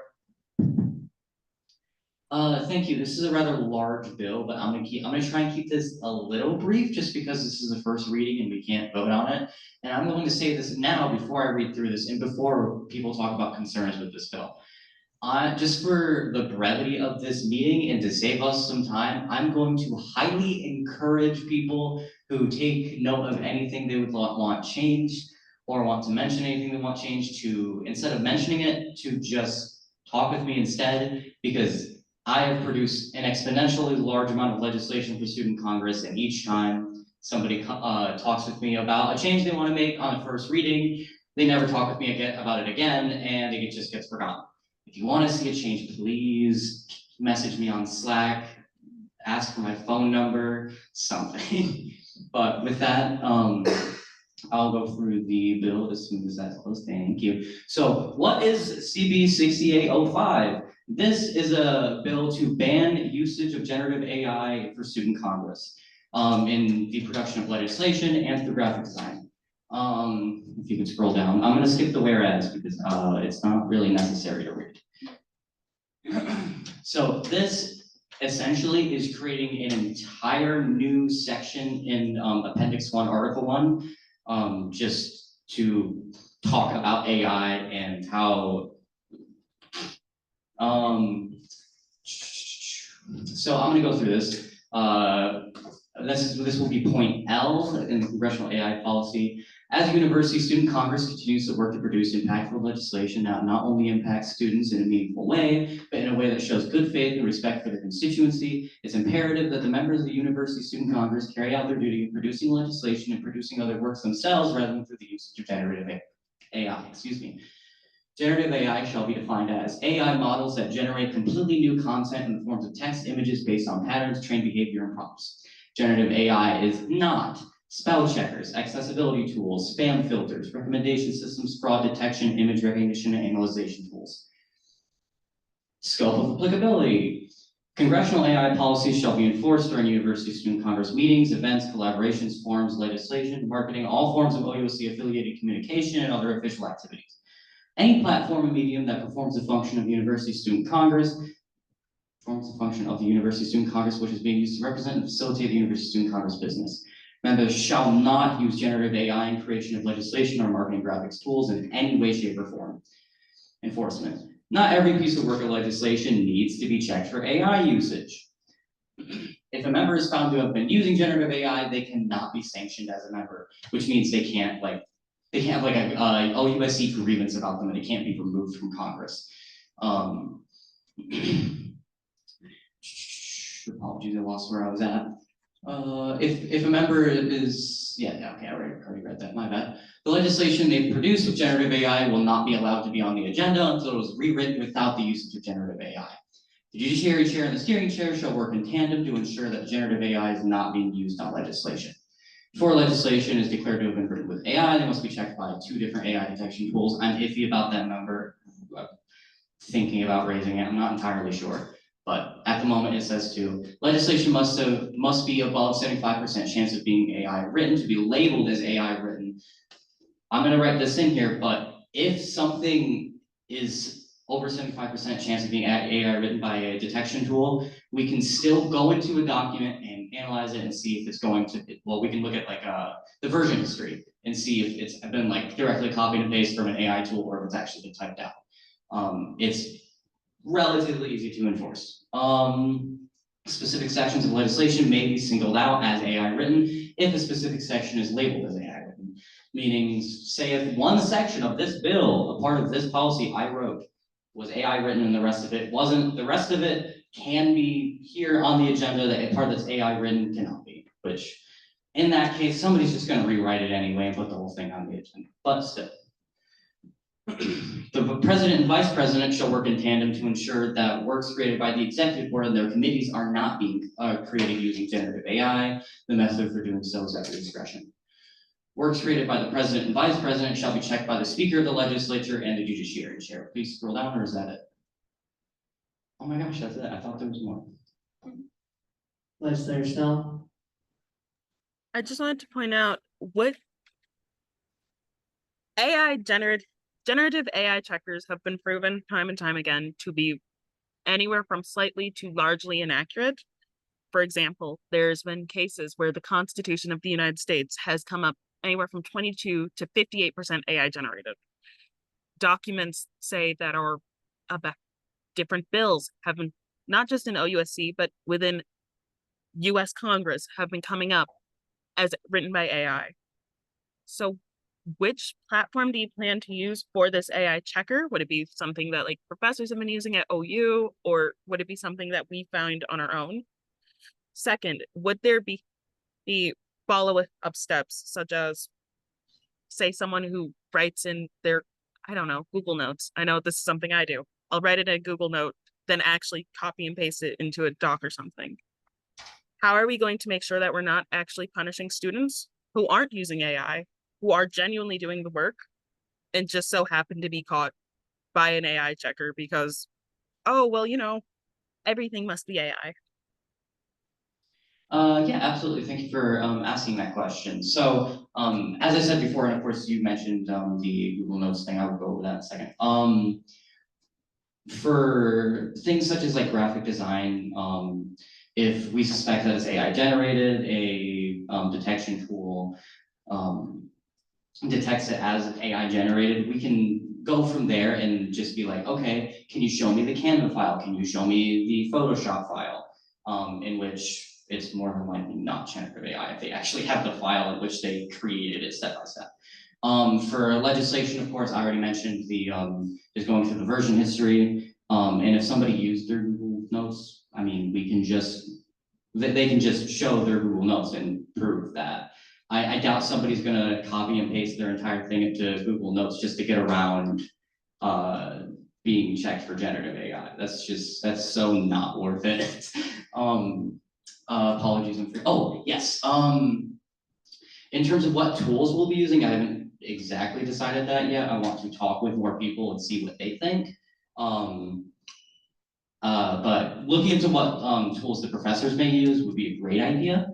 And I would also like to say right now, the tools will not be like the final decision maker, because that's just using an analytical tool to an analytical AI to determine whether something is generative AI and letting that be the final answer. That's silly. So obviously, in the end, it'll come down to us talking with somebody who's who a tool has labeled their work as generative AI or something along those lines. It will always come down to people. Legislator Wiegand? So, well, I had two questions. I'll start with them. I know, I agree with Kayla that it's going to be very hard to accurately enforce it. Because, like, what if they did use AI and then, what if they use AI and then they just lie about it and say they didn't, and the checker came back like 75%, but they're just adamantly saying like, no, no, no, no, no. How do you enforce that?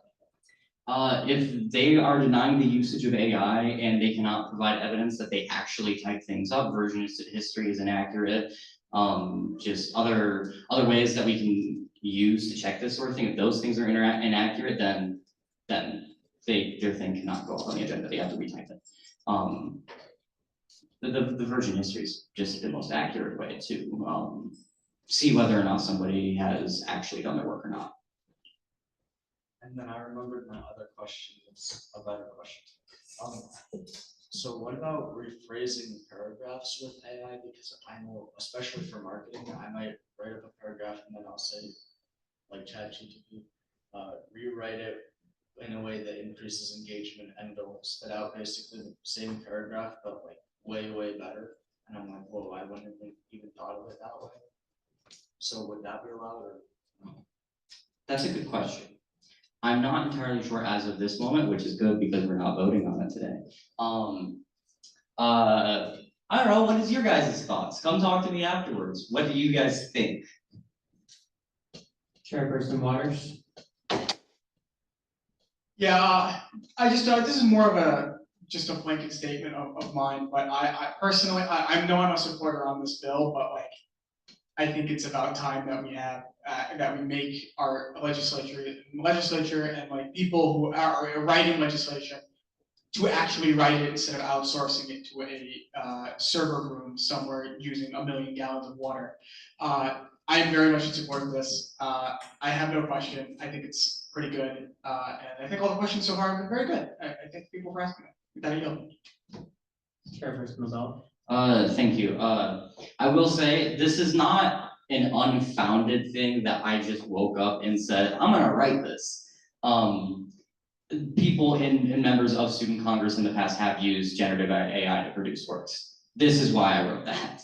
So this is attempting to counter that problem, but with that, more questions. Legislator Wolf.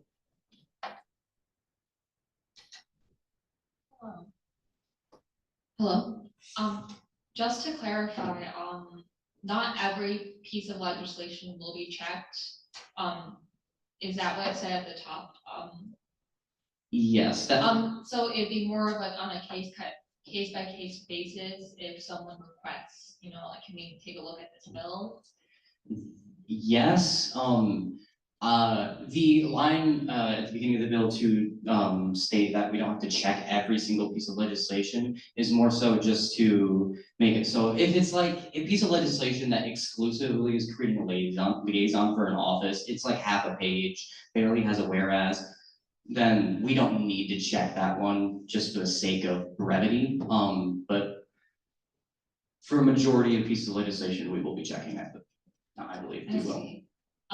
And then to continue, worst case scenario, someone would just simply have to take their bill, like, like no matter what, like if it's not gonna be accepted, regardless of like, because obviously, we have to think about false positives and, in that case, and I think that, so the worst case scenario for a false positive is that they would have to, rewrite portions of their legislation to be more recognizably in their own style of writing, their own voice.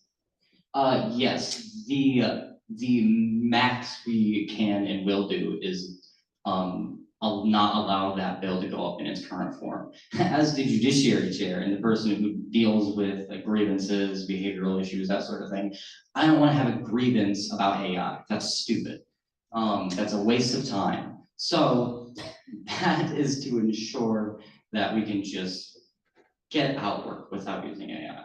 Okay, so the only like mandate will just be like an editing of the bill? Yes. Okay, thank you. Legislator Gennaro. I'm very in support of this bill, against AI generated legislation, especially. And I hate to be playing any sort of defense for AI. But what is the reasoning for avoiding AI in any terms of like marketing or graphics for like a poster promoting an event or something? What's the reasoning for that being necessary? AI generated graphics look terrible. If this has happened to me several times where I go around campus and I see an AI generated graphic from a club that just postering, it looks terrible. It makes me want to trash on the club. Like it's like we are going to have a marketing director eventually, and they're going to be able to, I don't know who they are, I don't know who the candidates might even be. However, I have full confidence that they can design something that looks exponentially better than anything AI produced. Co-Chair Liadi. I forgot how to grab this.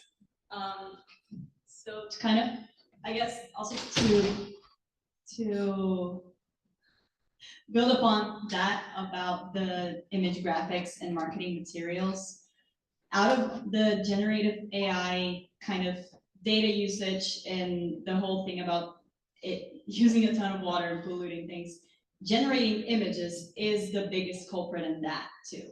So any type of image that is generated, any type of graphic, any type of poster, will use more water and will pollute more cities in the, like, I don't remember the name of the city, but there is a city in Texas that is just, it's bad because a lot of servers are hosted down there. And in several of the cities in California and the places where those data places are hosted, they are struggling because people want to generate their dogs as Ghibli dogs or stuff like that. So, and all in all, that type of stuff is also trained on actual artists' designs that, you know, they're getting their work stolen in a sense. So that is also not good. And about the concern of false positives, I think making use of 2 different AI detection tools, 3, 4, however many are needed, I think that could help a little bit with the false positives. Because if they are all saying that it is AI, then yeah, maybe it likely is. Even if it was just used to reword something, or whatever, there are certain mannerisms of certain ways of writing things that AI is known for. Like there are certain phrases that AI uses way more than any person would use. So those things could help detect those.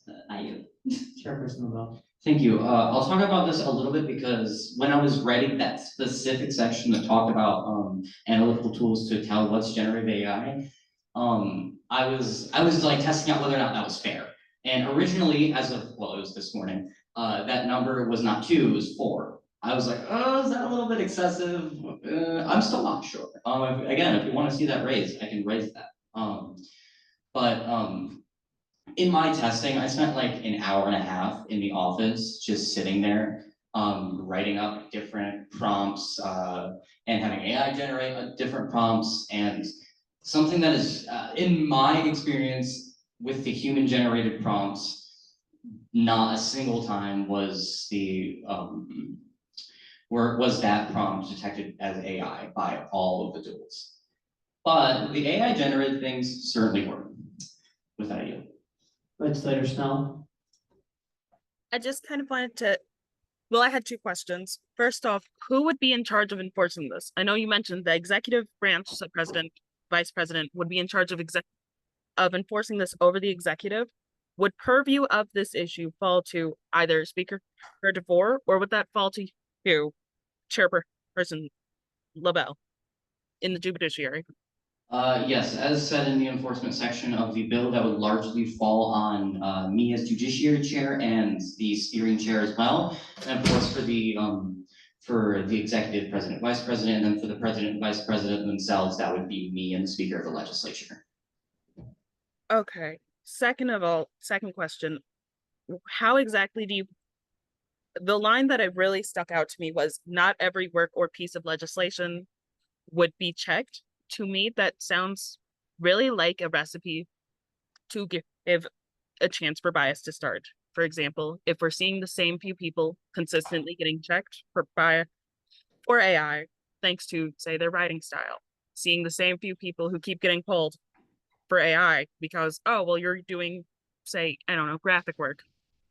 I feel like that's going to start to get really unfair after a while. So I feel like it's either every work or honestly, the bill kind of falls through because then it's at your discretion and Carolina's discretion. Not saying that you guys are biased, just saying that we are also human. And so if we're going to be noting legislation and noting that there is AI within student Congress, I feel like it needs to start off with everyone. And sometime in the future, once we see how prevalent it is, we can shift it back to that case by case. There is 1 minute left on discussion timer for this bill. Motion to extend by 5 minutes. Motion to expend by 5 minutes. Is there a second? Okay, seconded by Chairperson Waters. Chairperson Lavelle, you once again have the floor. Thank you. Yeah, I understand your worry with biases, and I was a little bit hesitant to put that line in there. I more so put that in there for the people that are enforcing it. Just as already said, the bill is like, if we have a bunch of bills on the agenda and a lot of them are just really short, which is very common come January, February, it'd be a massive waste of time to check every single one. But if we do want to see that line removed, I'm amendable to that if a majority of this Congress is in favor of that. Also, it's again, not a big word until next week, but still. Legislator Sturbu. Okay, Legislator Wiegand. So going back to what Mario said, I mean, this might be sort of like a dumb comment, but he was almost defending the generative AI images. And then you said that you saw generative AI used in marketing and that you thought about it all day. And then I thought, isn't that the purpose of advertising, is to make the person who sees it think about it all day? So didn't it technically do its job even better by being AI? I certainly don't even remember what that club was even advertising, nor what the club was, so. Alright, that's fair. Chairperson Waters.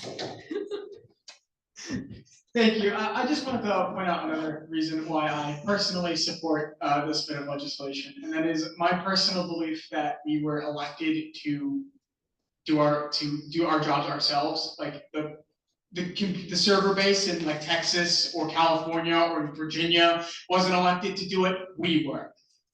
So I feel that it would be kind of a disservice and really, personally, in my opinion, very lazy of us to. For anyone in this Congress, including myself, to write something with AI. I just feel like it's very kind of taking the easy road and not doing the work we were elected to do. With that, I yield. Legislator Snell. I wanted to agree with Chairperson Waters. I also wanted to point out to Legislator Wiegand's point, the other big issue with generative AI at this point, well, yes, it is still pulling things from artists and things and other platforms. It's moving at a rate that's so fast, it is now starting to recannibalize on itself. So now, even though, yes, it may not look good and it may stick in your mind, as Chairperson LaBelle has proven, the thing that sticks out is that it looked bad, not so much what it was for. And I feel like if we as a professional body representing the students' interest and not just going to a student base, but are also looking to administration and asking them to take us seriously, take our voices seriously as something to consider when they're making big decisions that affect not just us, students of the future, students of the past, alumni, students currently at the school. We owe it to them to, at minimum, present ourselves in a way that is professional, in a way that is not just, well, it looks bad because it was generated by AI. We owe it to not only the students, but to administration and to ourselves to give the best chance to look our best. And the best chance that is to put a human behind it, because a human person has passion. A robot has a code. With that, I yield.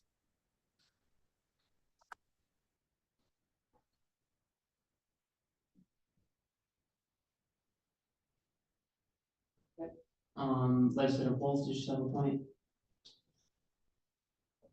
Yeah, sure. In response to like the AI generation for like marketing and visuals and all that, I remember former President Garcia, you know, Director Bashar in her former role created some of the best marketing that we've seen in a long while. It was amazing. But while Bashar was trying to figure out her process and find the best way to efficiently make effective marketing and all that, and she was, working on her process, I remember Garcia commented that Tuba tried out generative AI, but it really wasn't working out. So she shifted towards, hand going through and doing everything. And I think that, from her like competency and how she ruled that out as an option, I think this demonstrates that like it's not up to snuff for our level of quality that we expect. Once again, point out there are 30 seconds left in discussion time. If there's any motions to extend that. Motion to extend by 5. Motion to extend by 5 minutes raised by Chairperson LaBelle. Do I have a second to this motion? Seconded by Legislator Snell. Legislator Pershigaro, did you still have a point? Okay, Legislator Sturbu. I could be wrong on this, but it's my understanding that for marketing anyways, doesn't OU already have established policies? Like we have a certain color code, we have to use the OU logo and it's not allowed to be altered in any way. Is that in reference to marketing or is that branding? Yeah, that's branding. Branding policy, gotcha. So when you refer to like marketing, that's kind of like the OSI posters or for events and certain things, gotcha. Legislator Wiegand? So I'm wondering, do we know if, like, I know if I were to do something with marketing, I'd probably use Canva, or I don't know if other people would also do that.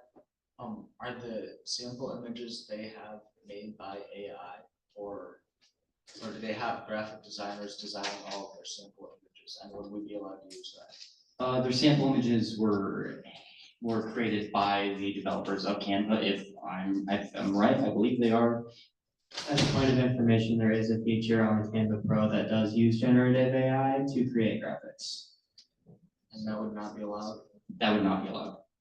The way to tell that is when you create a Canva design naturally, each bit of the design is an individual part you can edit and delete. The AI picture is just one big block that you can't do anything with. Co-Chair Liati? Let's use this one. And regarding the branding rules that OU has about colors and stuff, if we are not using the OU logo, we are not, I guess, made to use those. However, OUSC does have its own like policies about fonts and etc. that whoever is working with marketing and designing has to keep in mind whenever they are doing that. And generative AI doesn't know those rules. Yeah, heads up. We do have a congressional font policy. Keep that in mind. It's in Appendix 1, Article 1. Legislator Snell? So yeah, just piggybacking off of that, well, yes, Canva Pro does have that paid feature. Majority of their art is actually created by, I'm very excited about this part, it's independent artists who upload it to Canva. Typically, the pro features are ones that you would pay for it to use. So these are artists who are getting paid to explicitly put their work on Canva for us to use. Some are noting that it's for free because Canva paid them a lump sum to upload it and just say, hey, you can use this. Others are just, hey, you have to pay for this subscription, so that way we continue to host it. That's neither here nor there, though. I wanted to just kind of wrap back to that enforcement, so specifically line A of not every work or piece of legislation. I recognize we've moved past it, but honestly, even just sitting with it with some time, it still makes me really uncomfortable to think of. Not even just because, oh, well, there might be bias. That also I feel like opens the door for there might be.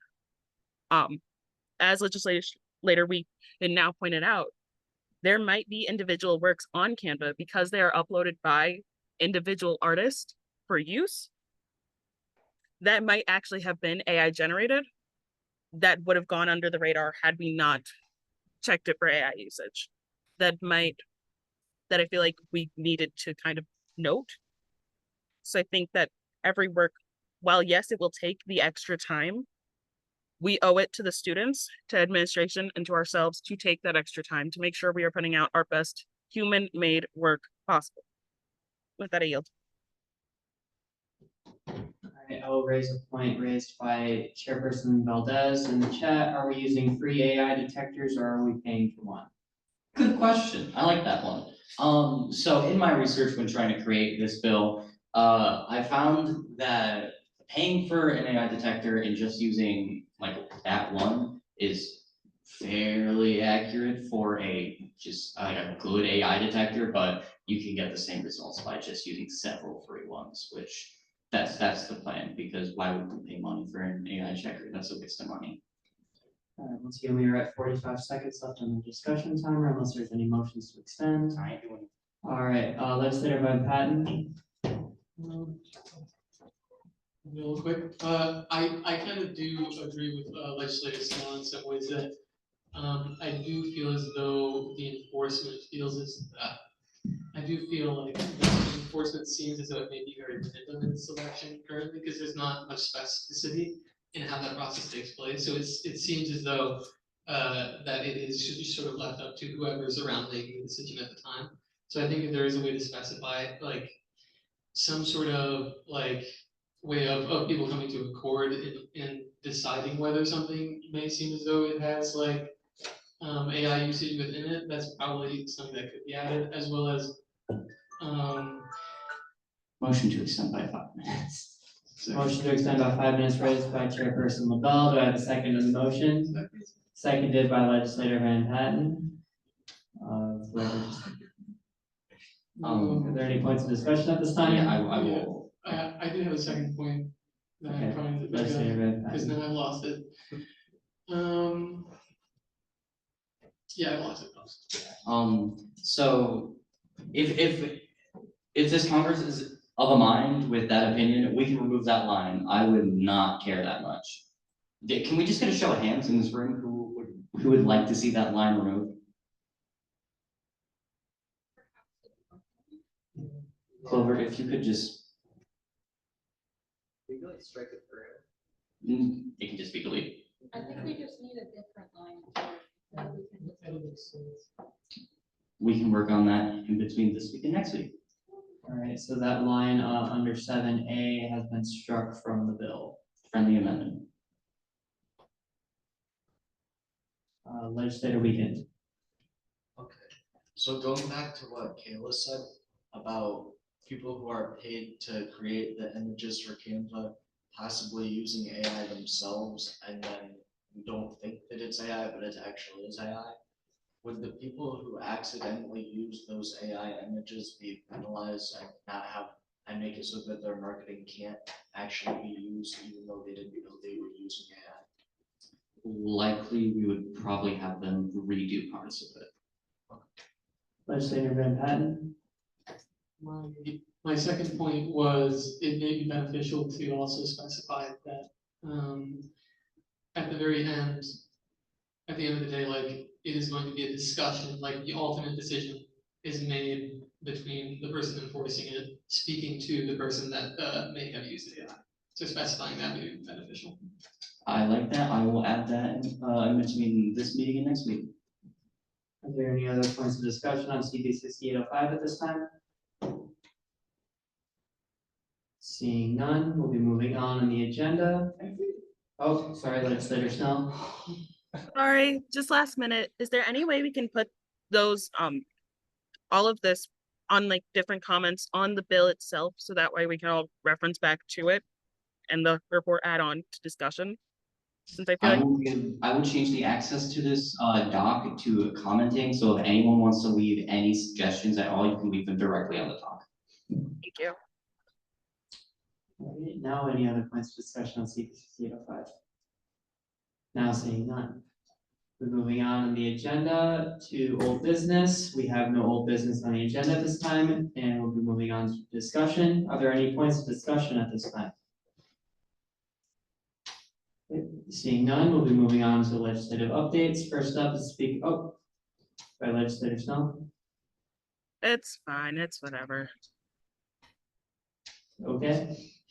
So we'll go into legislative updates. First up is Speaker of the Legislature, Clover DeVore. Speaker DeVore, you have the floor. Oh, thank you, Chairperson DeVore. Here, let me pull up my little updates thing I got here. All right, so all that orientation tabling over the summer, you guys have been hard at work at that. We have 5 left throughout the next, 2 a day, so technically 10, but 5 days of tabling left. So if you're interested in doing any of that, now's the time to sign up, because some of those are already filled. But yeah, 10 left. Next up is the event next week. We have the event to advocate against House Bill 4580.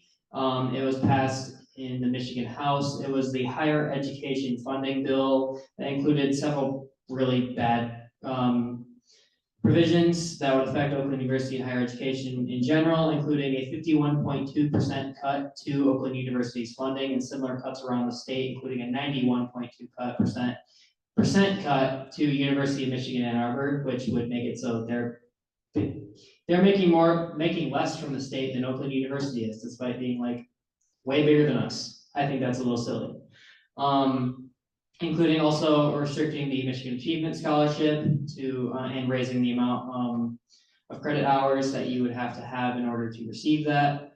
And just overall lowering accessibility to underprivileged students to higher education across the state.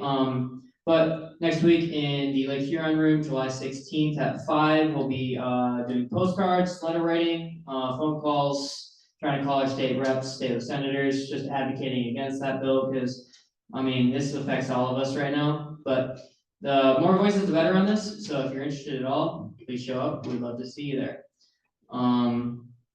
Next up, the Gen Assembly Task Force meeting. I've made that the legislature meeting this month is going to be on June 30th. I believe also in the Lake Huron room at 5. We'll be just talking about my General Assembly reform. I've already written up the legislation for it, so if anybody's interested, I can just send that out to you. I've already sent it out to a couple of y'all. But we're gonna go through basically every stage of trying to make that as perfect as possible because I've already talked to you guys a little bit about it at the last legislature meeting. The way we currently do it doesn't really work. So we're trying to adapt it in a way that actually works and people are gonna be actually interested in. Yeah, once again, I can send you legislation if you want, but we are gonna be focusing on it on June 30th at our legislature meeting. And finally, I would like to welcome our prospective legislator in the call, Colin Black. They should be going up for approval here in 2 weeks, filling one of our 2 remaining open seats in the legislature now. So yeah, I would just like to give them a warm welcome. With that, that is my update. I'll move on into updates related to legislative leadership. Chairperson Lavelle, you have the floor. Taking this one. I'm back, everyone. Oh my gosh. What have I been up to? Most recently, I've been crafting the guidelines for the ad hoc committee I created, the LGBTQ plus action committee. It's gone well. It's taking a long time because it's a lot of work.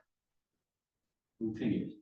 Other than that, I've been doing a lot of orientation tabling lately. I helped do an absolutely large amount at the beginning. And hopefully the judiciary will be meeting soon. There's been a lot of judicial business going on, which I can talk about. And yeah, with that I am. Yeah, any other updates related to legislative leadership at this time? Okay, moving on. Are there any updates related to legislative projects and initiatives? Legislator Snell? Oh, no, I thought you said questions, my bad. You want to wait till questions, you said? Yeah, I thought you said it was just questions related to it. Oh, okay, I gotcha. As it's updates related to legislative projects and initiatives, I had one last update I forgot to give. So I've been currently working on a SAFB reform committee a little bit with Chairperson Ludwig. It would be essentially just a public forum to talk about some of the issues that OUSC and SAFB have had in the past. We're working with each other, kind of just trying to work that out. So, I mean, last year we did promise to focus on reform as we rejected the attempt at separation last year. So this is just creating a public forum to do that between OUSC and SAFB. So keep that updated on that. Bill should be up on the agenda at the next GBM. But yeah, I have been working on it a little bit with Chairperson Ludwig, and I hope to work with that with the rest of the new SAFB board. Moving on, we'll go into questions related to legislative reports. Legislator Snell? Isn't that letter writing campaign the same day and same time as the legislative meeting? I was under the impression they were one and the same. I apologize. All right, that was something I forgot to clarify. Yeah, so we did cancel the legislature meeting that day just because we wanted a time that was earliest when the Michigan Senate was in session. It just happened to be in that time span, and that happened to be the best day since we already had the room reserved. So technically, the legislature meeting for this month did get canceled, although I am moving it to July 30th. I did say June 30th earlier. That's not bad. But yeah, the legislature meeting will be now on July 30th. This event will now be on July 16th. I forgot to clarify that. I apologize. Are there any other questions related to legislative reports at this time? Advisor Miller? Not a question, but today was orientation and there was no representation by OUSC morning or afternoon session. And the future sessions, I think, are being reduced to one a day.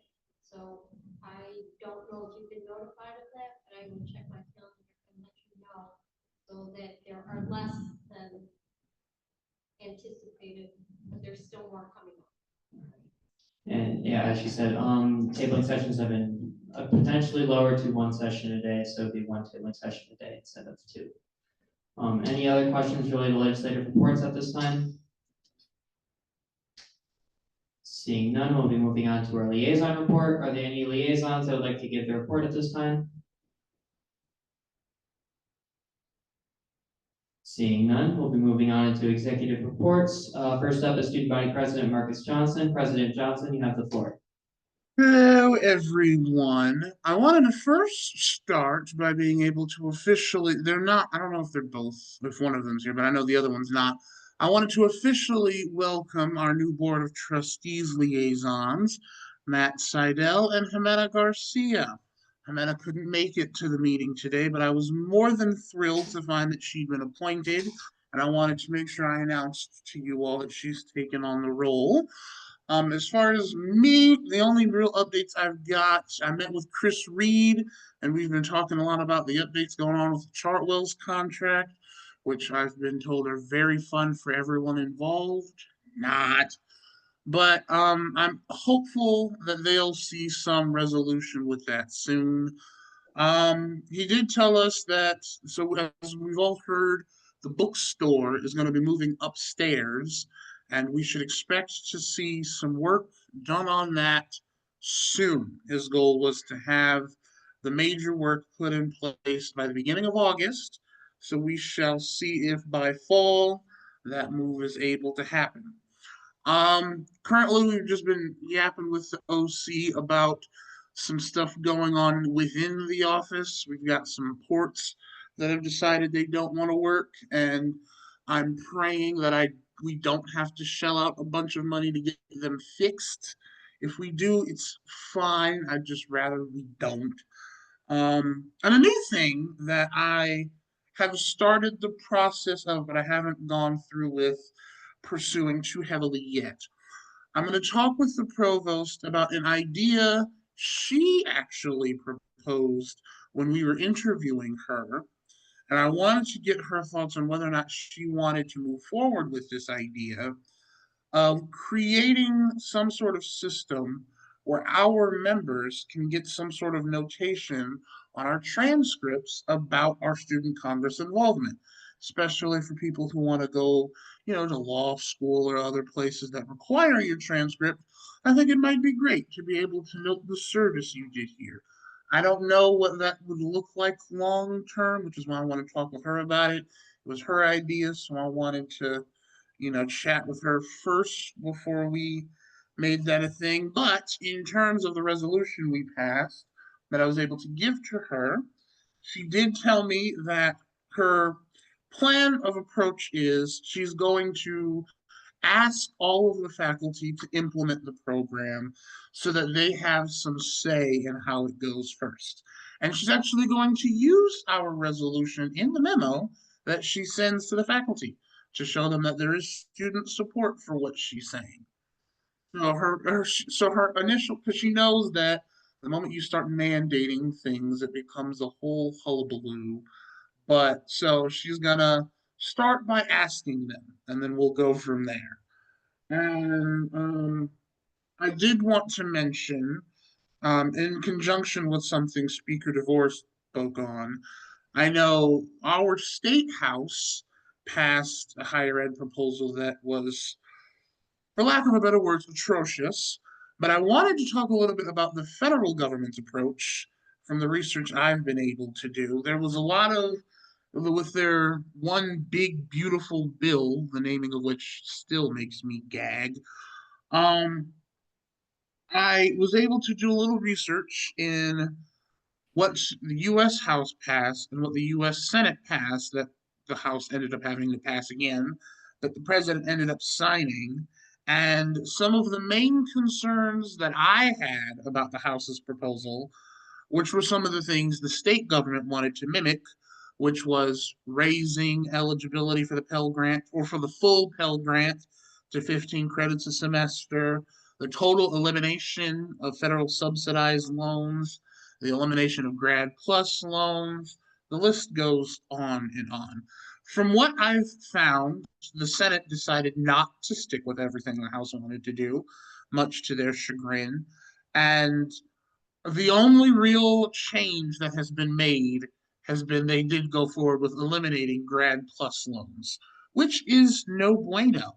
So I plan to see if we can't meet with the director of financial aid and scholarships to see how graduate students are going to be impacted by that. I don't think it's something that'll really take effect until either the fall semester or the next calendar year. I don't really know. So I want to meet with her just so that we can be prepared in advance for what that might look like here at Oakland. The Senate also got rid of the risk share provision, which would have required the university to pay for any, to chip in for any loans that students defaulted on, which I know is something a lot of people here were concerned about. They got rid of that. So my thinking on this is that because the state government tried to mimic the federal government, it might deter them from some of the things they wanted to do, seeing that the feds backed off on some of these things. But other than that, I will yield the floor so that we can move on.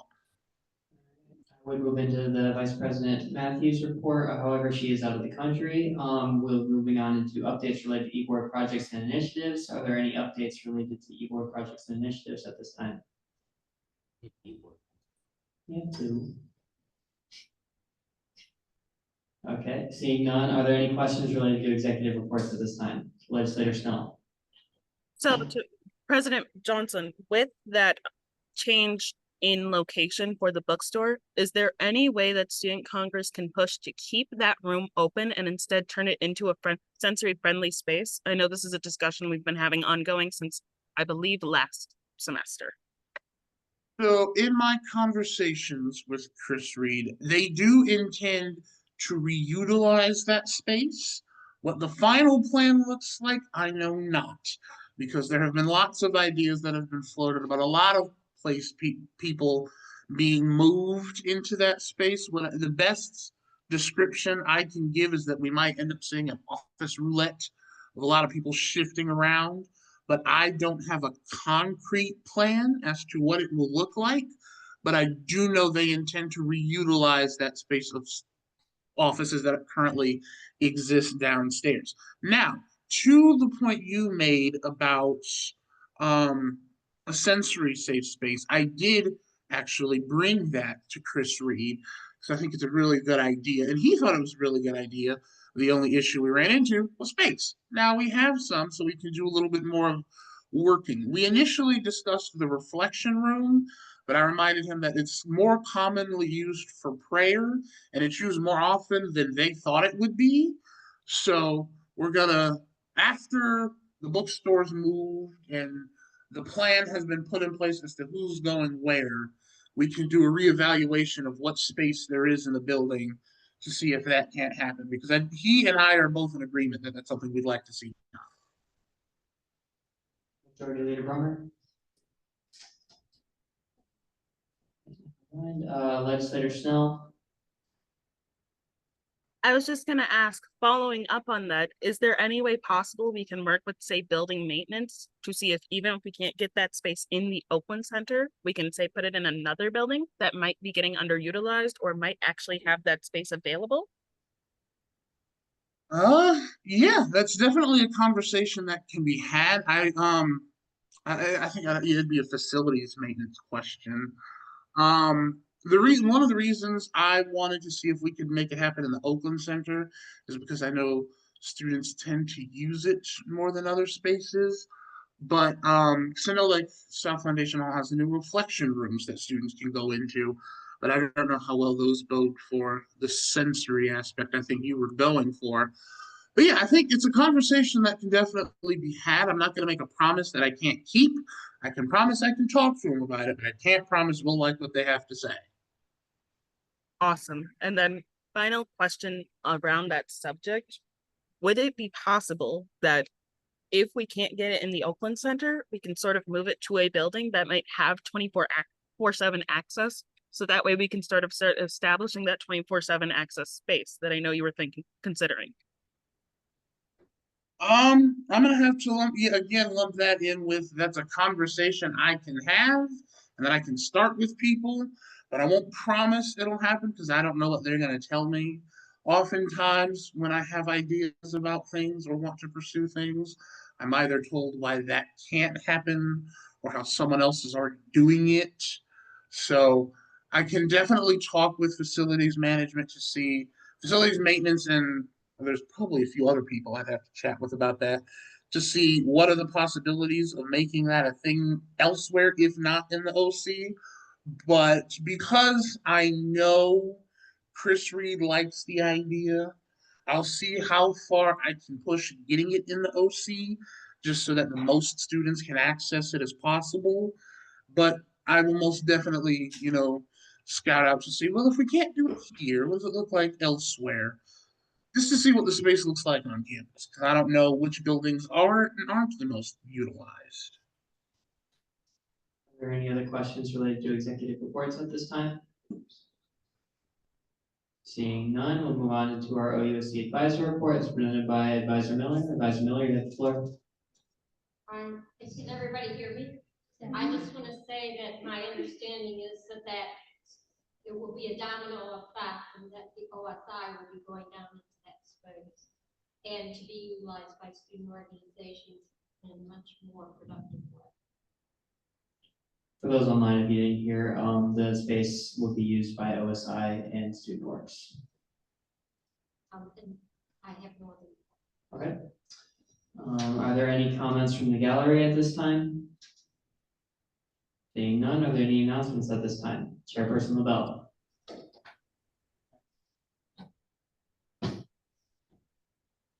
I'm gonna keep this brief and quick, but I believe we talked about this at the last legislature meeting, but not everyone was there because not everybody's in the legislature.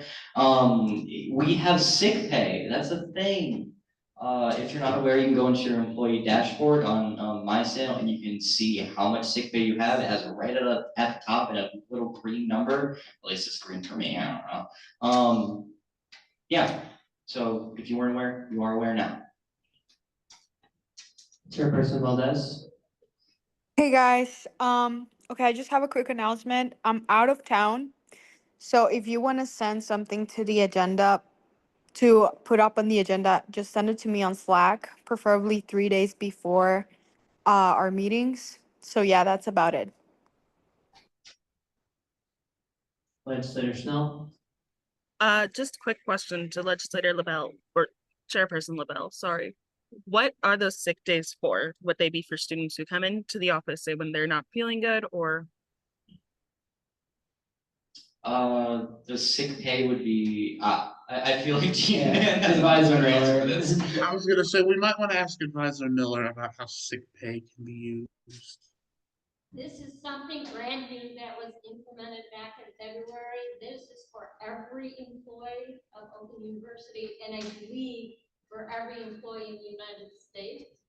That for so many hours, you will have sick pay, and that if you are, depending on how many you have, and I believe it is an overtime to tell you how many hours you have, that is up to you, that you would like to use it. As an employee, it is a benefit to you. And you accumulate by virtue of how many hours you work. For those So online. to me, an ultra time that you can view it. Were those online able to hear Advisor Miller? Pardon me? I was asking if they were able to hear you online. I somewhat heard her. Is there any way you can repeat it back?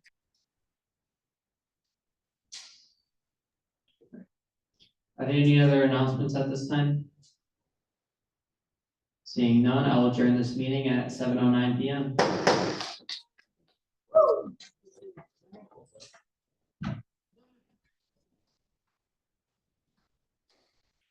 Thank you, Colin, for coming. Of course. Thank you for having me. Nope. Hey, Clover.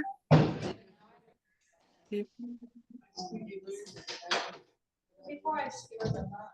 I'm sorry. Clover, are you there or someone? What do you mean? I'm sorry.